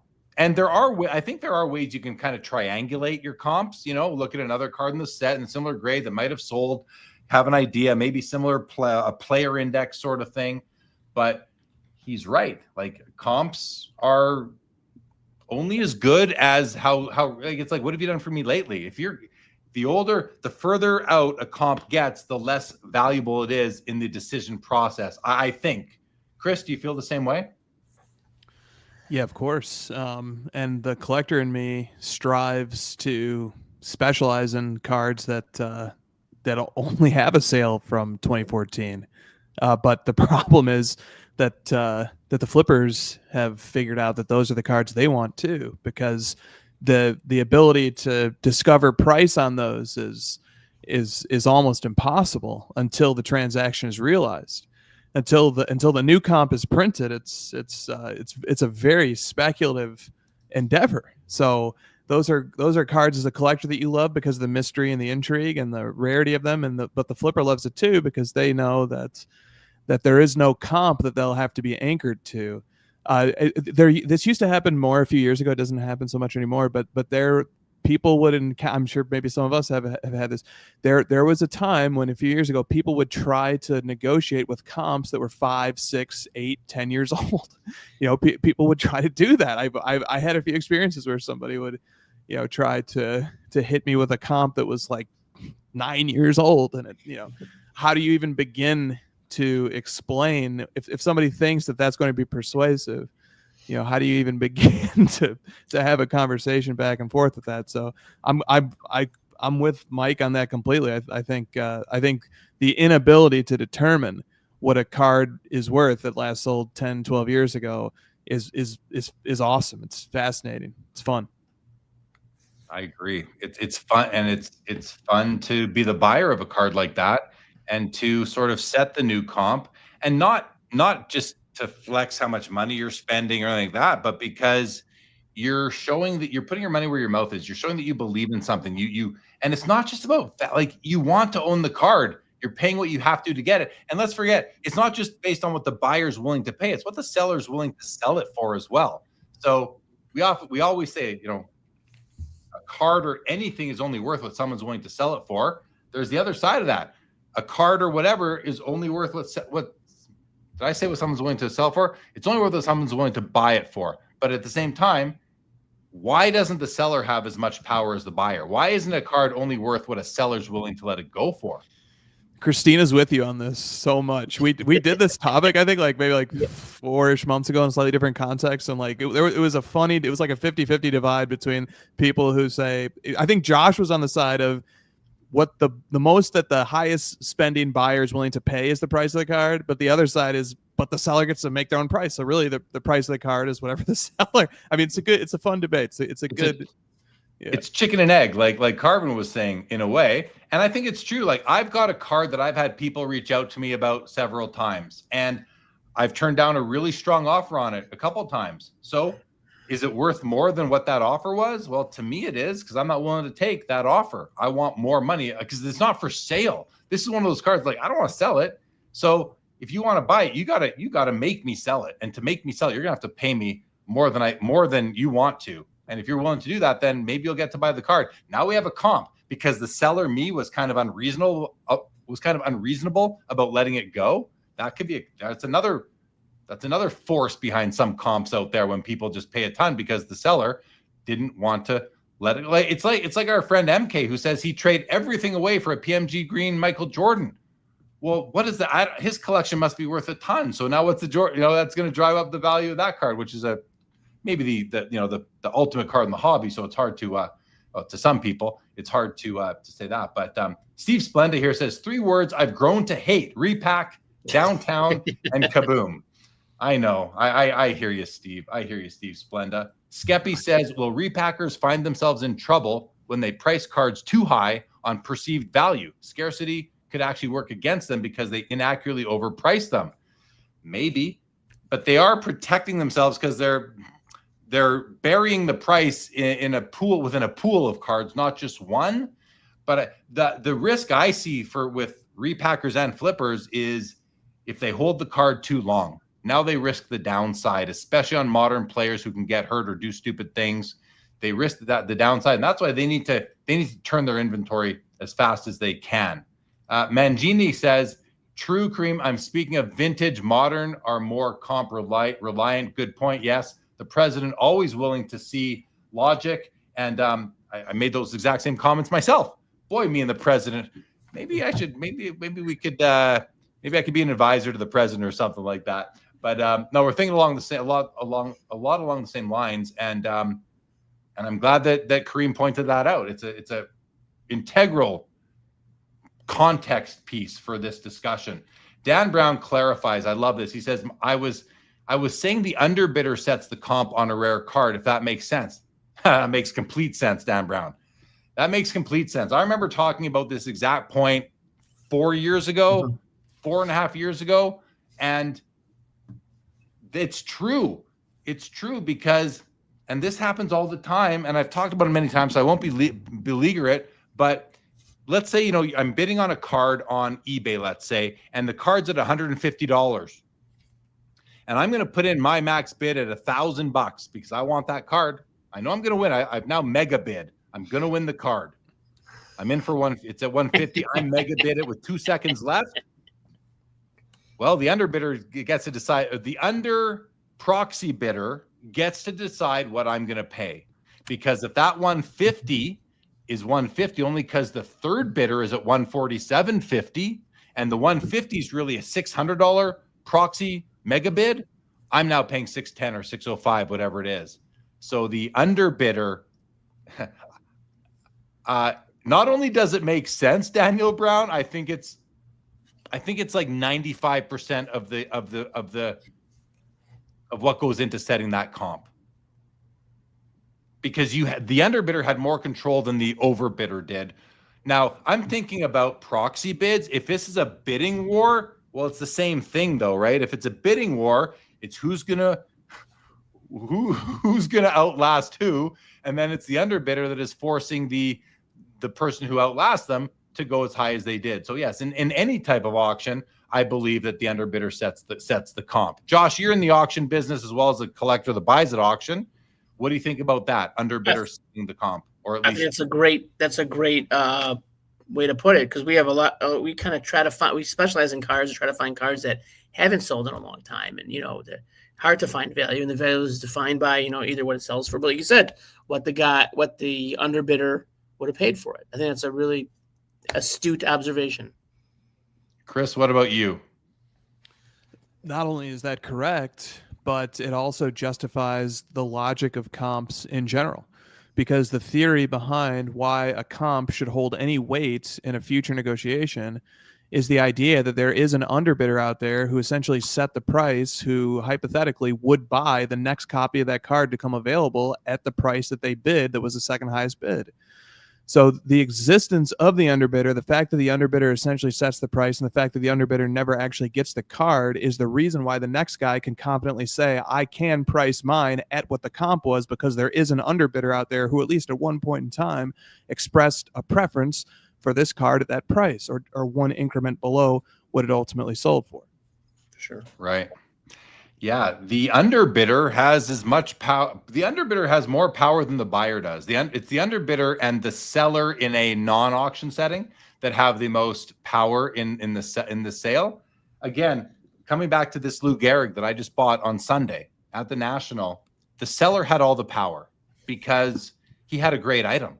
That's another thing. You have a great item, you have the power because there's going to be more people that want it. I couldn't believe that he told me that he just put it out Saturday before he left the show, like put in a showcase to display on Sunday. This would not have lasted even at his price that was high, because people are willing to pay for quality pieces these days, regardless of what the grade on the slab says. I think I said to Joe on the phone earlier today, if this was a 1.5, I wouldn't like it as much. I prefer it as a 1 to a 1.5. To me, that is just I just love it. I know a lot of you think I'm crazy. That's okay. I might be a little bit crazy. Skeppy here says, Jay Lee, your Joe Jackson price was not a comp. What is it being compared to? The price you paid was a milestone, not a comp. I don't know. I kind of see what Skeppy's saying. I think it's kind of tongue in cheek a little bit, but it's definitely going to be it's definitely going to be a comp from moving forward. And 3D 80s kid says comps are set by losers. Jeremy Lee, did I get that right? Yeah, you got that right. Comps are 100% set by the losers of the auctions. Yeah. I mean, 100% maybe not. The buyer had to, because the ultimate winner of the item had to exist. They had to be there, and they had to take the action of putting their bid in too. So they are setting the comps as well. What's interesting now that's going through my head is if we were to take the pie chart of, you know, who sets the comps, how much of it goes to the buyer, how much goes to the underbidder, and how much goes to the seller in a start at 99 cents and let it run, where the buyer has the buyer gives up all power as soon as they give up the rights to setting a reserve on their auction, which could either be by setting a reserve or by having their minimum bid being very close to where they want the card to sell for. What I'm saying is the seller has no power in an auction where they started at $1 or $9.99, whatever it is. But in a face-to-face card show deal, private deal, the seller has all the power unless they're desperate. Think of that pie chart. I mean, there's different situations to allocate it. I just outlined a few of them. I'm sure there's more, but in an auction setting, which is where, like Chris, on Card Ladder, what percentage of the comps are auctions? Like 99.9999? No, but the majority, 60 to 70% range, I think, off the top of my head. Are auctions? What are not auctions? Like best offers, bin smashes, fixed price stuff. Yeah, there's a lot of that too. There's that stuff's not a small portion of the market. No, fair. I don't. Yeah, that makes obviously that makes a ton of sense. So yeah, but if you look at that pie, how would you cut that pie up? As you're both kind of thinking about it, I don't know how I would. I really don't. In an auction setting, how would I cut up that pie? It's hard not to give the biggest piece to the buyer because ultimately they have to see the deal through to fruition. They have to cut the check. So to give it all to the underbidder, I think you got to give them more than we might think we have to. But I maybe am at like 75-25, 60-40, 70-30, somewhere like that, with the majority going to the buyer. But I think maybe it's even 40-60. I want a significant piece to go to the underbidder. Not all auctions. Then it's complex, of course. Sometimes there's more than one underbidder, and it depends how the auction ends. Right, really quick. How many people got their bid in time? I've yet to see an extended bidding auction on eBay, but once we see them, we'll have more. It'll be a little bit different. Chris? Yeah, the underbidder definitely has a lot of power, but I don't know. It's just funny. The underbidder can become the winner if the winner isn't there. I don't know. I'm getting confused. Yeah, I know. You are getting. This must be a very intellectual topic if Chris McGill is getting confused. Josh, do you have any thoughts? Well, let me ask you this. I'll give you an actual example then. So what would you put the code comp on this Vesna postcard? One is never sold. It's at 57. Right. Oh, you mean what would I put the value on it at? Yeah. It's 57,000 right now before buyer's premium. Whatever it gets sold for is what I would put the value at. Yeah. And then the underbidder, so the next one you would value at whatever the underbidder would have paid. Well, yeah, I mean, interesting approach here. I think I think there might be a little something lost here in what I'm trying to get at here. When I asked about the pie, I wasn't saying that the pie is the price and how much of that price is based on the underbidder versus the overbidder. I mean, it's like a power dynamic. Who has the power in setting the comp? Is it the final bidder who is the comp setter? They're the ones buying the card, right? But this isn't a vacuum where it was them and the buyer. There are other people bidding. So those other people influence what that guy paid, what the winner paid. So they do have some power in the overall transaction, even though they're not the ultimate buyer or seller. They participated in the auction, so they have an impact on what the comp ends up being. That's kind of more where I was going versus, the price. really the if we're talking about price, then the underbidder, it depends what it sells for. But if we're in $10 increments, on a $1,000 sale, well, the underbidder is responsible for $990, and the bidder is responsible for that last $10, but they're paying the whole $1,000, so you have to weight it differently. Right. Yeah, this is a conversation I don't think we're going to be able to get to any finality on here. It's all right. All right, we have a few comments that have come in. And before I go to those, because I kind of don't want to talk about comps anymore if we don't have to at this point. I want to ask Josh. I have a question for you, and this is for you and Chris. Sorry, this is for both of you guys. I just said you because of the word 90s is in my question. Is there a slept-on 90s insert that you think deserves more respect? And you know what? I don't know why I have to limit it to 90s, but it's an insert type question, right? Like, there's a ton of vintage cards that maybe should get more respect. So you got to narrow it down somewhere. But is there a card that you think, is there a 90s insert set that is like, why doesn't it get more respect? And forgive me for kind of answering my own question, but one thing that comes to mind are the sets that Jordan is not in, like Raise the Roof. Does it not get more respect just because Jordan isn't in it? Maybe something like that is a good candidate for this question. That's my, I'll put that out there as my answer. I own the Shaquille O'Neal just for transparency. I do love the cards, and there's a Vince Carter ending tomorrow night on Fanatics Collect that I'm watching, and we'll talk about on the show tomorrow night. But over to you, Josh. Is there a 90s insert that you love that you think deserves more respect? Well, are you saying only basketball? You got baseball, you got football in there. Whatever you want. Whatever you want. Well, one that I really like in football is Passing the Torch. It's got either a single or a double autograph, and sometimes of Hall of Famers. There's a Barry Sanders and Walter Payton card. The first 50, I think it's first 50 or maybe 100 were autographed by both of them. And you can get one just with Walter, one just with Sanders. Then you've got Randy Moss and Chris Carter. I mean, they're just cool card. Johnny Unitas and Peyton Manning. I mean, there's awesome, cards in that set that, for the most part, really, people do collect football, but they really, it does not get, quote, the notoriety. And I think for basketball, I would say Millennium Men is an awesome set. Raise the Roof is good. What else? I mean, those two come to mind. And you're right. Just as Jordan lifts up a lot of these sets, the fact that he's not in a lot of them brings them down, I think. I don't know if Chris would agree or disagree.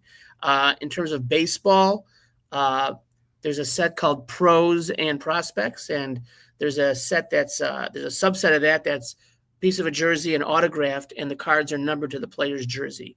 So like Randy Johnson's to 51, Frank Thomas is 35, Derek Jeter's to 2. So it's those are, I think, a phenomenally very cool set. I could go on. There's a ton, I think.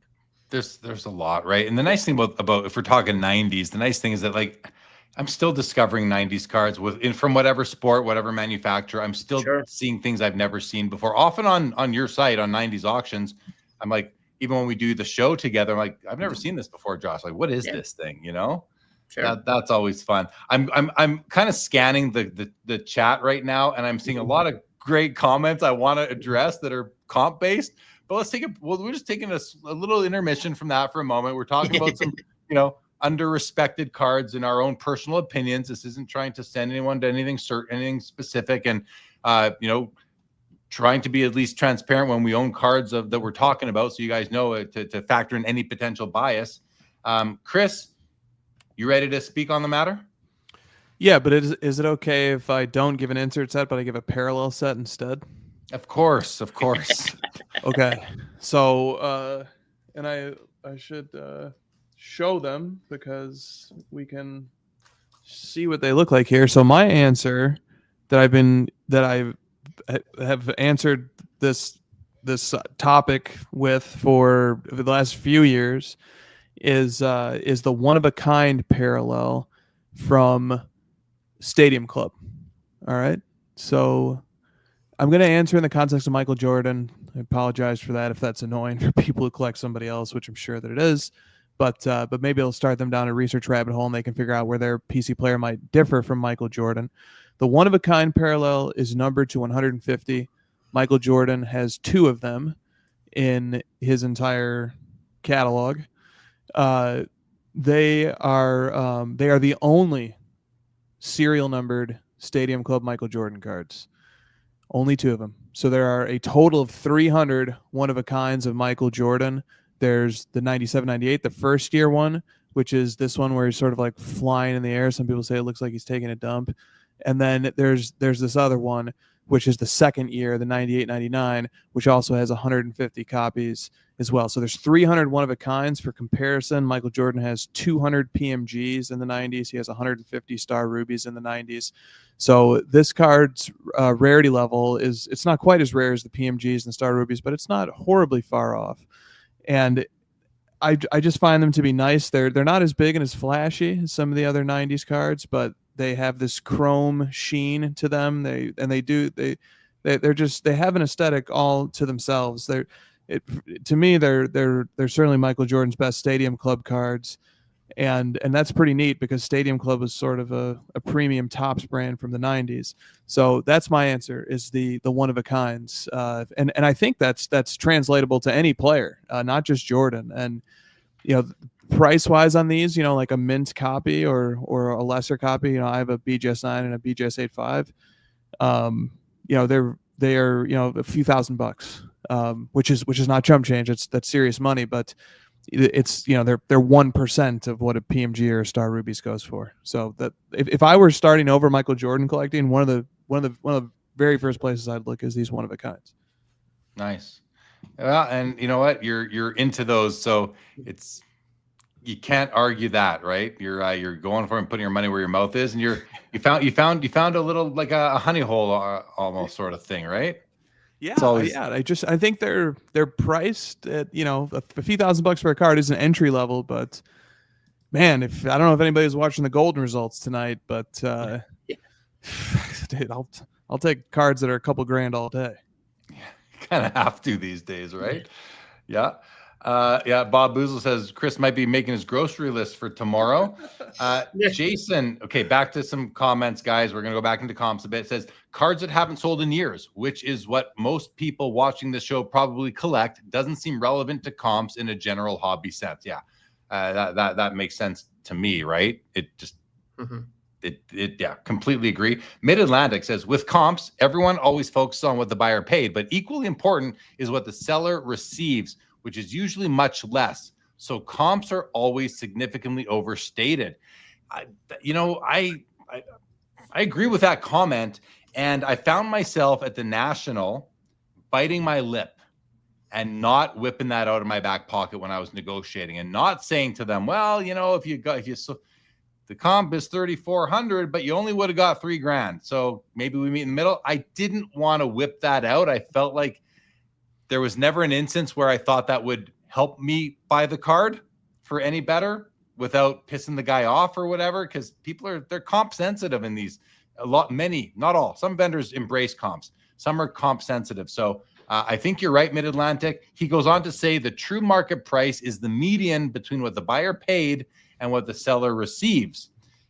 Except that, and I'm not disagreeing, so except might not be the word, but you can't go buy a card without some third party taking a fee. Sorry, there's no comp out there that doesn't include that. So if you're using a comp to negotiate with a private deal, then yes, I think this comes into play if you're willing to pull it out of your back pocket. But this doesn't come into play when you're using comps to decide what to pay for an auction, unless you're going to limit yourself to that. But then you're not going to win the card probably, especially on a more liquid card. Great comments, though. Thank you. Nick Leach says, this is a market that can be manipulated, especially with serial numbered stuff or low pop stuff. Higher net worth individuals can swing these markets pretty massively, especially if they have time and money. I don't think truer words have been spoken than those ones right there by Nick Leach, because we've just seen it too many times. Kareem Pai says, I think if someone buys cards with an investment mindset, I recommend that they never buy inserts. I have no idea why inserts sell well, except kids and women think they look cool. Do you disagree? I mean, Kareem Pai's, I buy cards that I think look cool, hands down. Player and then look. That's what it is to me. It's player, looks, aesthetic. I mean, it depends on the cards at times, but aesthetic is so important to me. And I think inserts generally are at least since the mid 90s, are much nicer, more interesting than any other cards out of those products. So to me, inserts are now just like, they are such a key part of the suite of offerings that I don't even care that they're inserts. Everything is inserted into those packs. Base cards are inserted, inserts are inserted, parallels, 101s, everything's an insert now. Some products don't even have base sets anymore. They're all inserts. So inserts are the new base card, if you will. And so I don't, do I disagree? I guess I disagree. What do you guys think about this comment by Kareem Pye? I think it's a great question, a great talking point. Josh, or Chris, go ahead. I'll let Chris go first. I'm still trying to think of an answer here.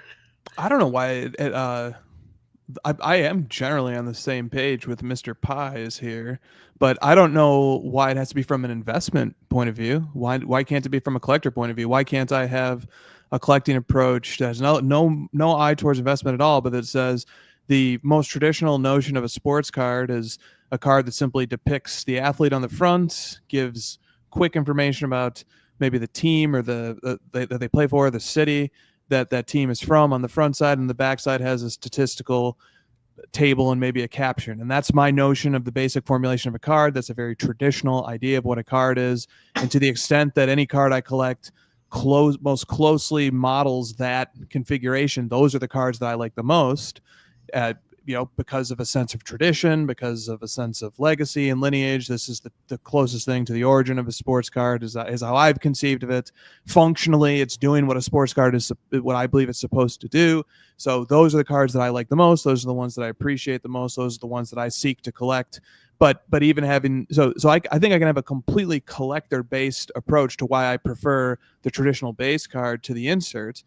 And there's also sort of like there's a machismo to that approach. Like, I want the dull, plain card, nothing beautiful and shiny for me. And I relate to that. I do like that approach, but I also love inserts. And I love shiny parallels, and I love super shiny cards where the more the aesthetic becomes developed and pronounced, the more it communicates that this card is rare and interesting. And there's basic psychology behind why humans like shiny things, why humans like to stare at bodies of water, why the sun reflecting off the water. I mean, there's even evolutionary psychology that goes into sort of why people, naturally have an affinity for shiny things, why, various advertising outfits and marketing companies lean into shininess to sell a product to make it more attractive, why jewelry dazzles the eye when the light dances off of it, so on and so forth. So there's certainly something to be said that's seemingly fundamental to human psychology, that we like shiny, beautiful things. But I also can construct a totally collector-based narrative for why I like the brutish traditional base card too. Good stuff. Josh, any thoughts? I guess I don't understand the first part of his question about from an investor point of view. I mean, I guess the data would prove him wrong that, most of the most expensive cards the past 30 years are inserts. So if you're looking to invest and the goal of an investor is to increase your money or increase your capital, then yeah, that's he'd be wrong. But also, I look at it from a collector point of view. I do like both the shiny, sparkly stuff, but I also like the dusty stuff too. And inserts aren't anything new. They've been doing inserts since the 1890s. They have cabinet cards, they have premiums, they have stubs, tickets, all that stuff. So inserts have been around for since collecting started. Go ahead, Chris. Let me also just throw in that the inserts of the ultramodern era are of a very different ilk than the 90s in one particular respect, which is the ultramodern inserts, like take the Kaboom or the Downtowns, for example. They come out every year. They look very similar. It's just an iteration of the same thing. In the 90s, look at all the different insert sets. Platinum Portraits that just had one iteration, one and done. Noise Boys that just had one instance and then it was done. A Cut Above just had one instance and it was done. A lot of these insert sets from the 90s just have one instantiation. That's it. They just appeared one time, maybe two. Golden Touch appeared twice, but they looked very different from year to year. A lot of these, Diamond Dimensions, I mean, a lot of these they just came once. It was a one and done. So these are unique. There's not this concern that, there's 8 years of it and they all look the same, and why would anybody care about anything other than the first year one? I think that's a valid point that he's making, but the inserts of the 90s are just a bit different than the inserts of today. Well, yeah, and so I mean, they look good is one thing. They are often rarer than the base card or the simple flagship rookie card that people want because of the hobby's infatuation with rookie cards. He goes on to say here, if someone is just a collector or a PC, which is a collector, then I can't see why they like inserts. They look cool, but I can't see why people in 20 years would be like, I want that 4th year insert. He says, buy low pop or rookie cards. I mean, to me, rookie cards are boring. Like, I think rookie cards are for the most part, and I buy rookie cards all the time, but modern day rookie cards I think are extremely boring, especially when there's so many creative alternatives to them, like rookie year inserts and nice parallels that are just nicer than the base. So I don't know, Kareem Pies. I can see why people in 20 years would want that 4th year insert. It's beautiful, it's rare, and there's so many more options. If all that mattered was rookie cards, this hobby there'd be nothing to it. Like there'd be 1% of the cards that are out there is all we would have if it was only rookie cards. There's so much more to collecting and investing in the hobby than just rookie cards. And I mean, there's several examples. Like almost every PMG is not a rookie card. And those cards have had a great return on investment, a great return compared to any index out there. So, I don't know. I guess to answer this question, yes, I disagree. I think the panel disagrees.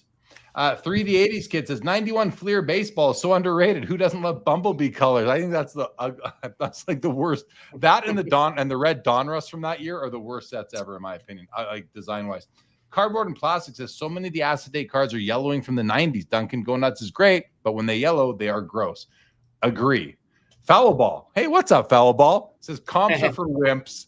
Period. Full stop. Comps are for wimps. Okay. Well, Sacramento says if you're collecting, it's just personal, right? Whatever you prefer. Yeah, for sure. Collect what you like. That's the thing. If you're collecting, collect what you like. If you're investing, invest in what you like, but be a little bit more careful because you are trying to minimize your downside if you are strictly really investing. So, all right, guys, I think we'll wrap this up. Any final comments from you, Chris, or you, Josh?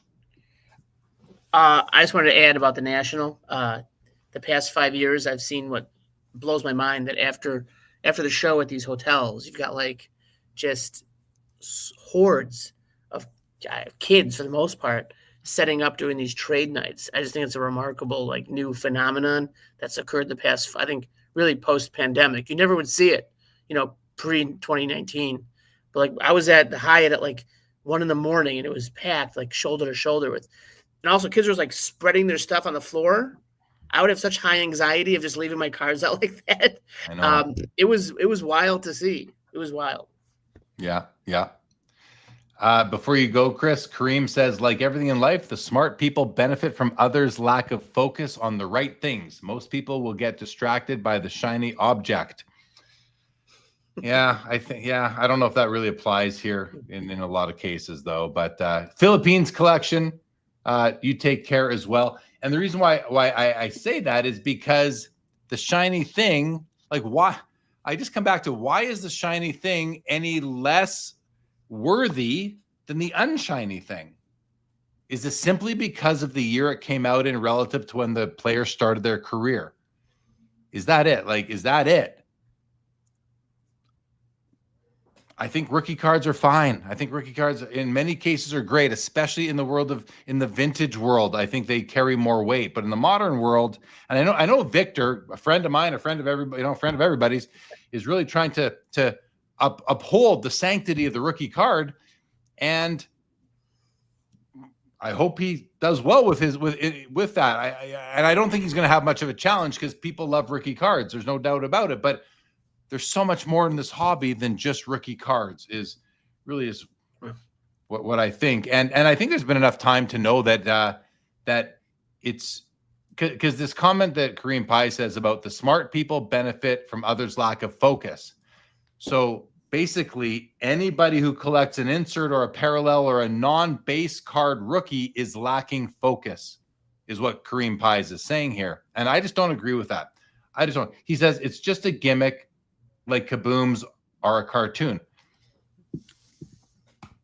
Yeah, I mean everything's a cash grab. I mean, it sounds like when we say something's a cash grab, guys, industry is a cash grab. Everything is a cash grab. If you're selling it, it's a cash grab. And if you're not cash grabbing, then you're not doing your fiduciary. You're not fulfilling your fiduciary duty to your shareholders if you are not doing cash grabs. Chris, anything you want to end on? Great to have Bob Boozle back. Yeah.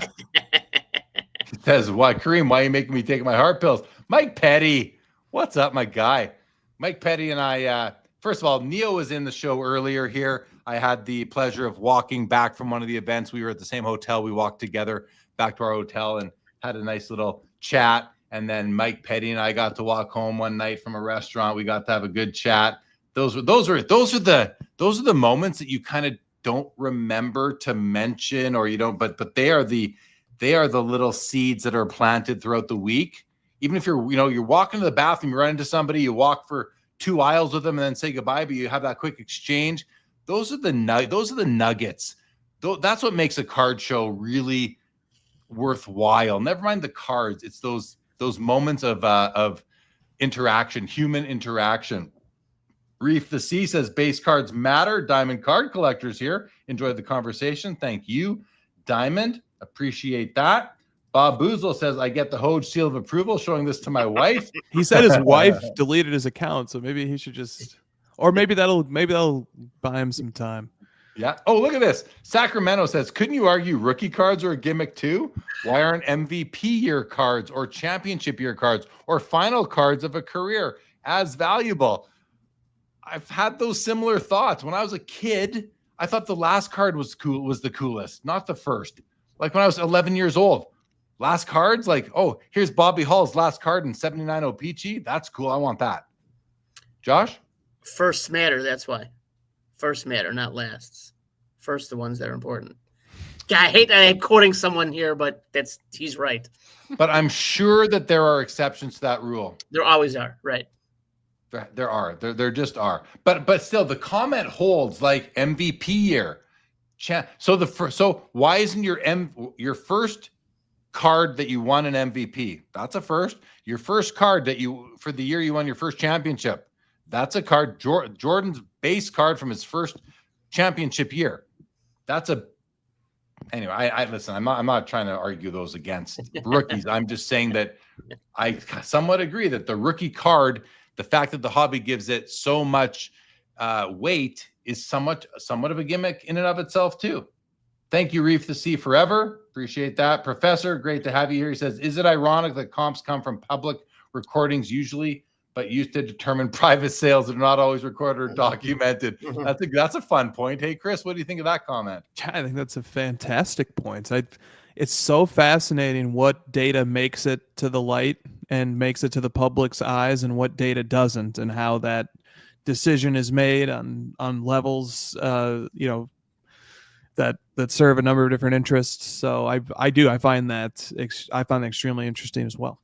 I find that we've talked around this point, but never honed in on it like the professor just did. So thank you. That's a great way to look at it. Sacramento says there's also only one final card of a career, not to mention that they show the stats of the entire career, the legacy the player created.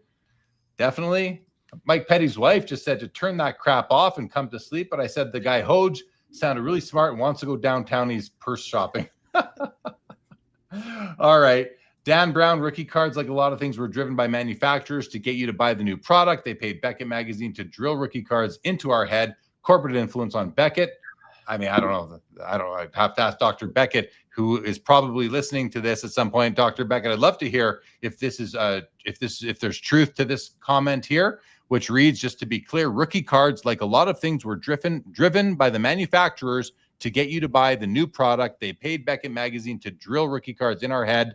Dr. Beckett, were you paid by the manufacturers to drill rookie cards into your head? You don't have to answer that, but if you would, I'd love to know the answer. Brett Miles says, why do people like to focus more on what other people are doing versus just enjoying the hobby and buy what they like? That's a great question, Brett. We're too deep for that one right now, though, at this point of the show. Thanks, Kareem Pies. Appreciate your points of view as well. We're just talking and always in search of what makes the most sense to each of us, I think. Okay, guys. Chris, I think I've asked you already, but anything? You did. You said you had your Bob Boozle comment. Anything else? Yeah, I like how Kareem ended this. I like how you ended it. And I like that really this is a battle of preferences, which will be very difficult to settle with any, consensus style rubric, except maybe price, to the extent that price is the scoreboard, as one of our great friends occasionally says. So I thought that discussion played out very nicely. Loved hearing the different points of view. I love when everybody brings their point of view to the table to discuss what matters to them. Occasionally it'll spark something in my mind that sends me down a rabbit hole. Right on. Brett Miles here says, I love collecting cards of players raising the Stanley Cup. True iconic moments in their careers, I'll add, captured on card. Bob Boozle says, Kareem and Jeremy were once enemies, but now best friends. I'm jealous. Bob Boozle, I'm sorry, no offense, Kareem Pies. I have no idea who Kareem Pies is, nor do I recall past discussions on previous episodes. I don't have that much brain capacity to keep track of what everyone says week to week. But I don't think we were once enemies. Maybe we were. Who knows? But thank you for all the engagement and interaction tonight from everybody in the chat. I'm still showing 190 people with us between platforms. Wow. So we're gonna have to cut it short here at what is already an episode that we're half an hour into overtime on. So, nice. Josh, always great to have you to hang out and thank you. Drop some comments. Always appreciate you, buddy. Thanks for joining us. It's always great. Thank you for having me. I want to thank also, we had Joe Perau for the first hour. We had Leighton and Chris for the second half. Chris, thank you. Thank you for my new hoodie, first of all. Thank you for keeping my sugar levels up at the National. That's a thank you to the whole Card Ladder team, actually. Showing his 1914 Cracker Jack Jeremy Lee. Call that a trade. There you go. I could take these Cracker Jack Jeremy Lee cards and go walk into 7-Eleven and get myself some candy now. That sounds like a deal to me. You've got a comp. Should we publish the comp? One hoodie. We have a comp. $10 worth of candy. Never enemies, Kareem Pies. That's what I thought. Never enemies. Thank you, Texas Rangers PC. Good to have you here. All right, guys. That's going to be it. Again, a reminder, unfortunately, and I'm sad about this. No show next Saturday, so we're going to another week without a show, but we'll be back the week after, of course. So with that, guys, here on August the 9th, post-national, August the 9th, 2025, I do want to remind you, though, to like and subscribe. And you can get these episodes on podcast. But for now, August the 9th, 2025, this episode of Sports Cards Live is now over. And with that, good night, everybody. Thanks for tuning in and being a part of the Sports Cards Live community. Don't forget to like, subscribe, and most of all, keep collecting. More great content to come. Sports Cards is a lifestyle.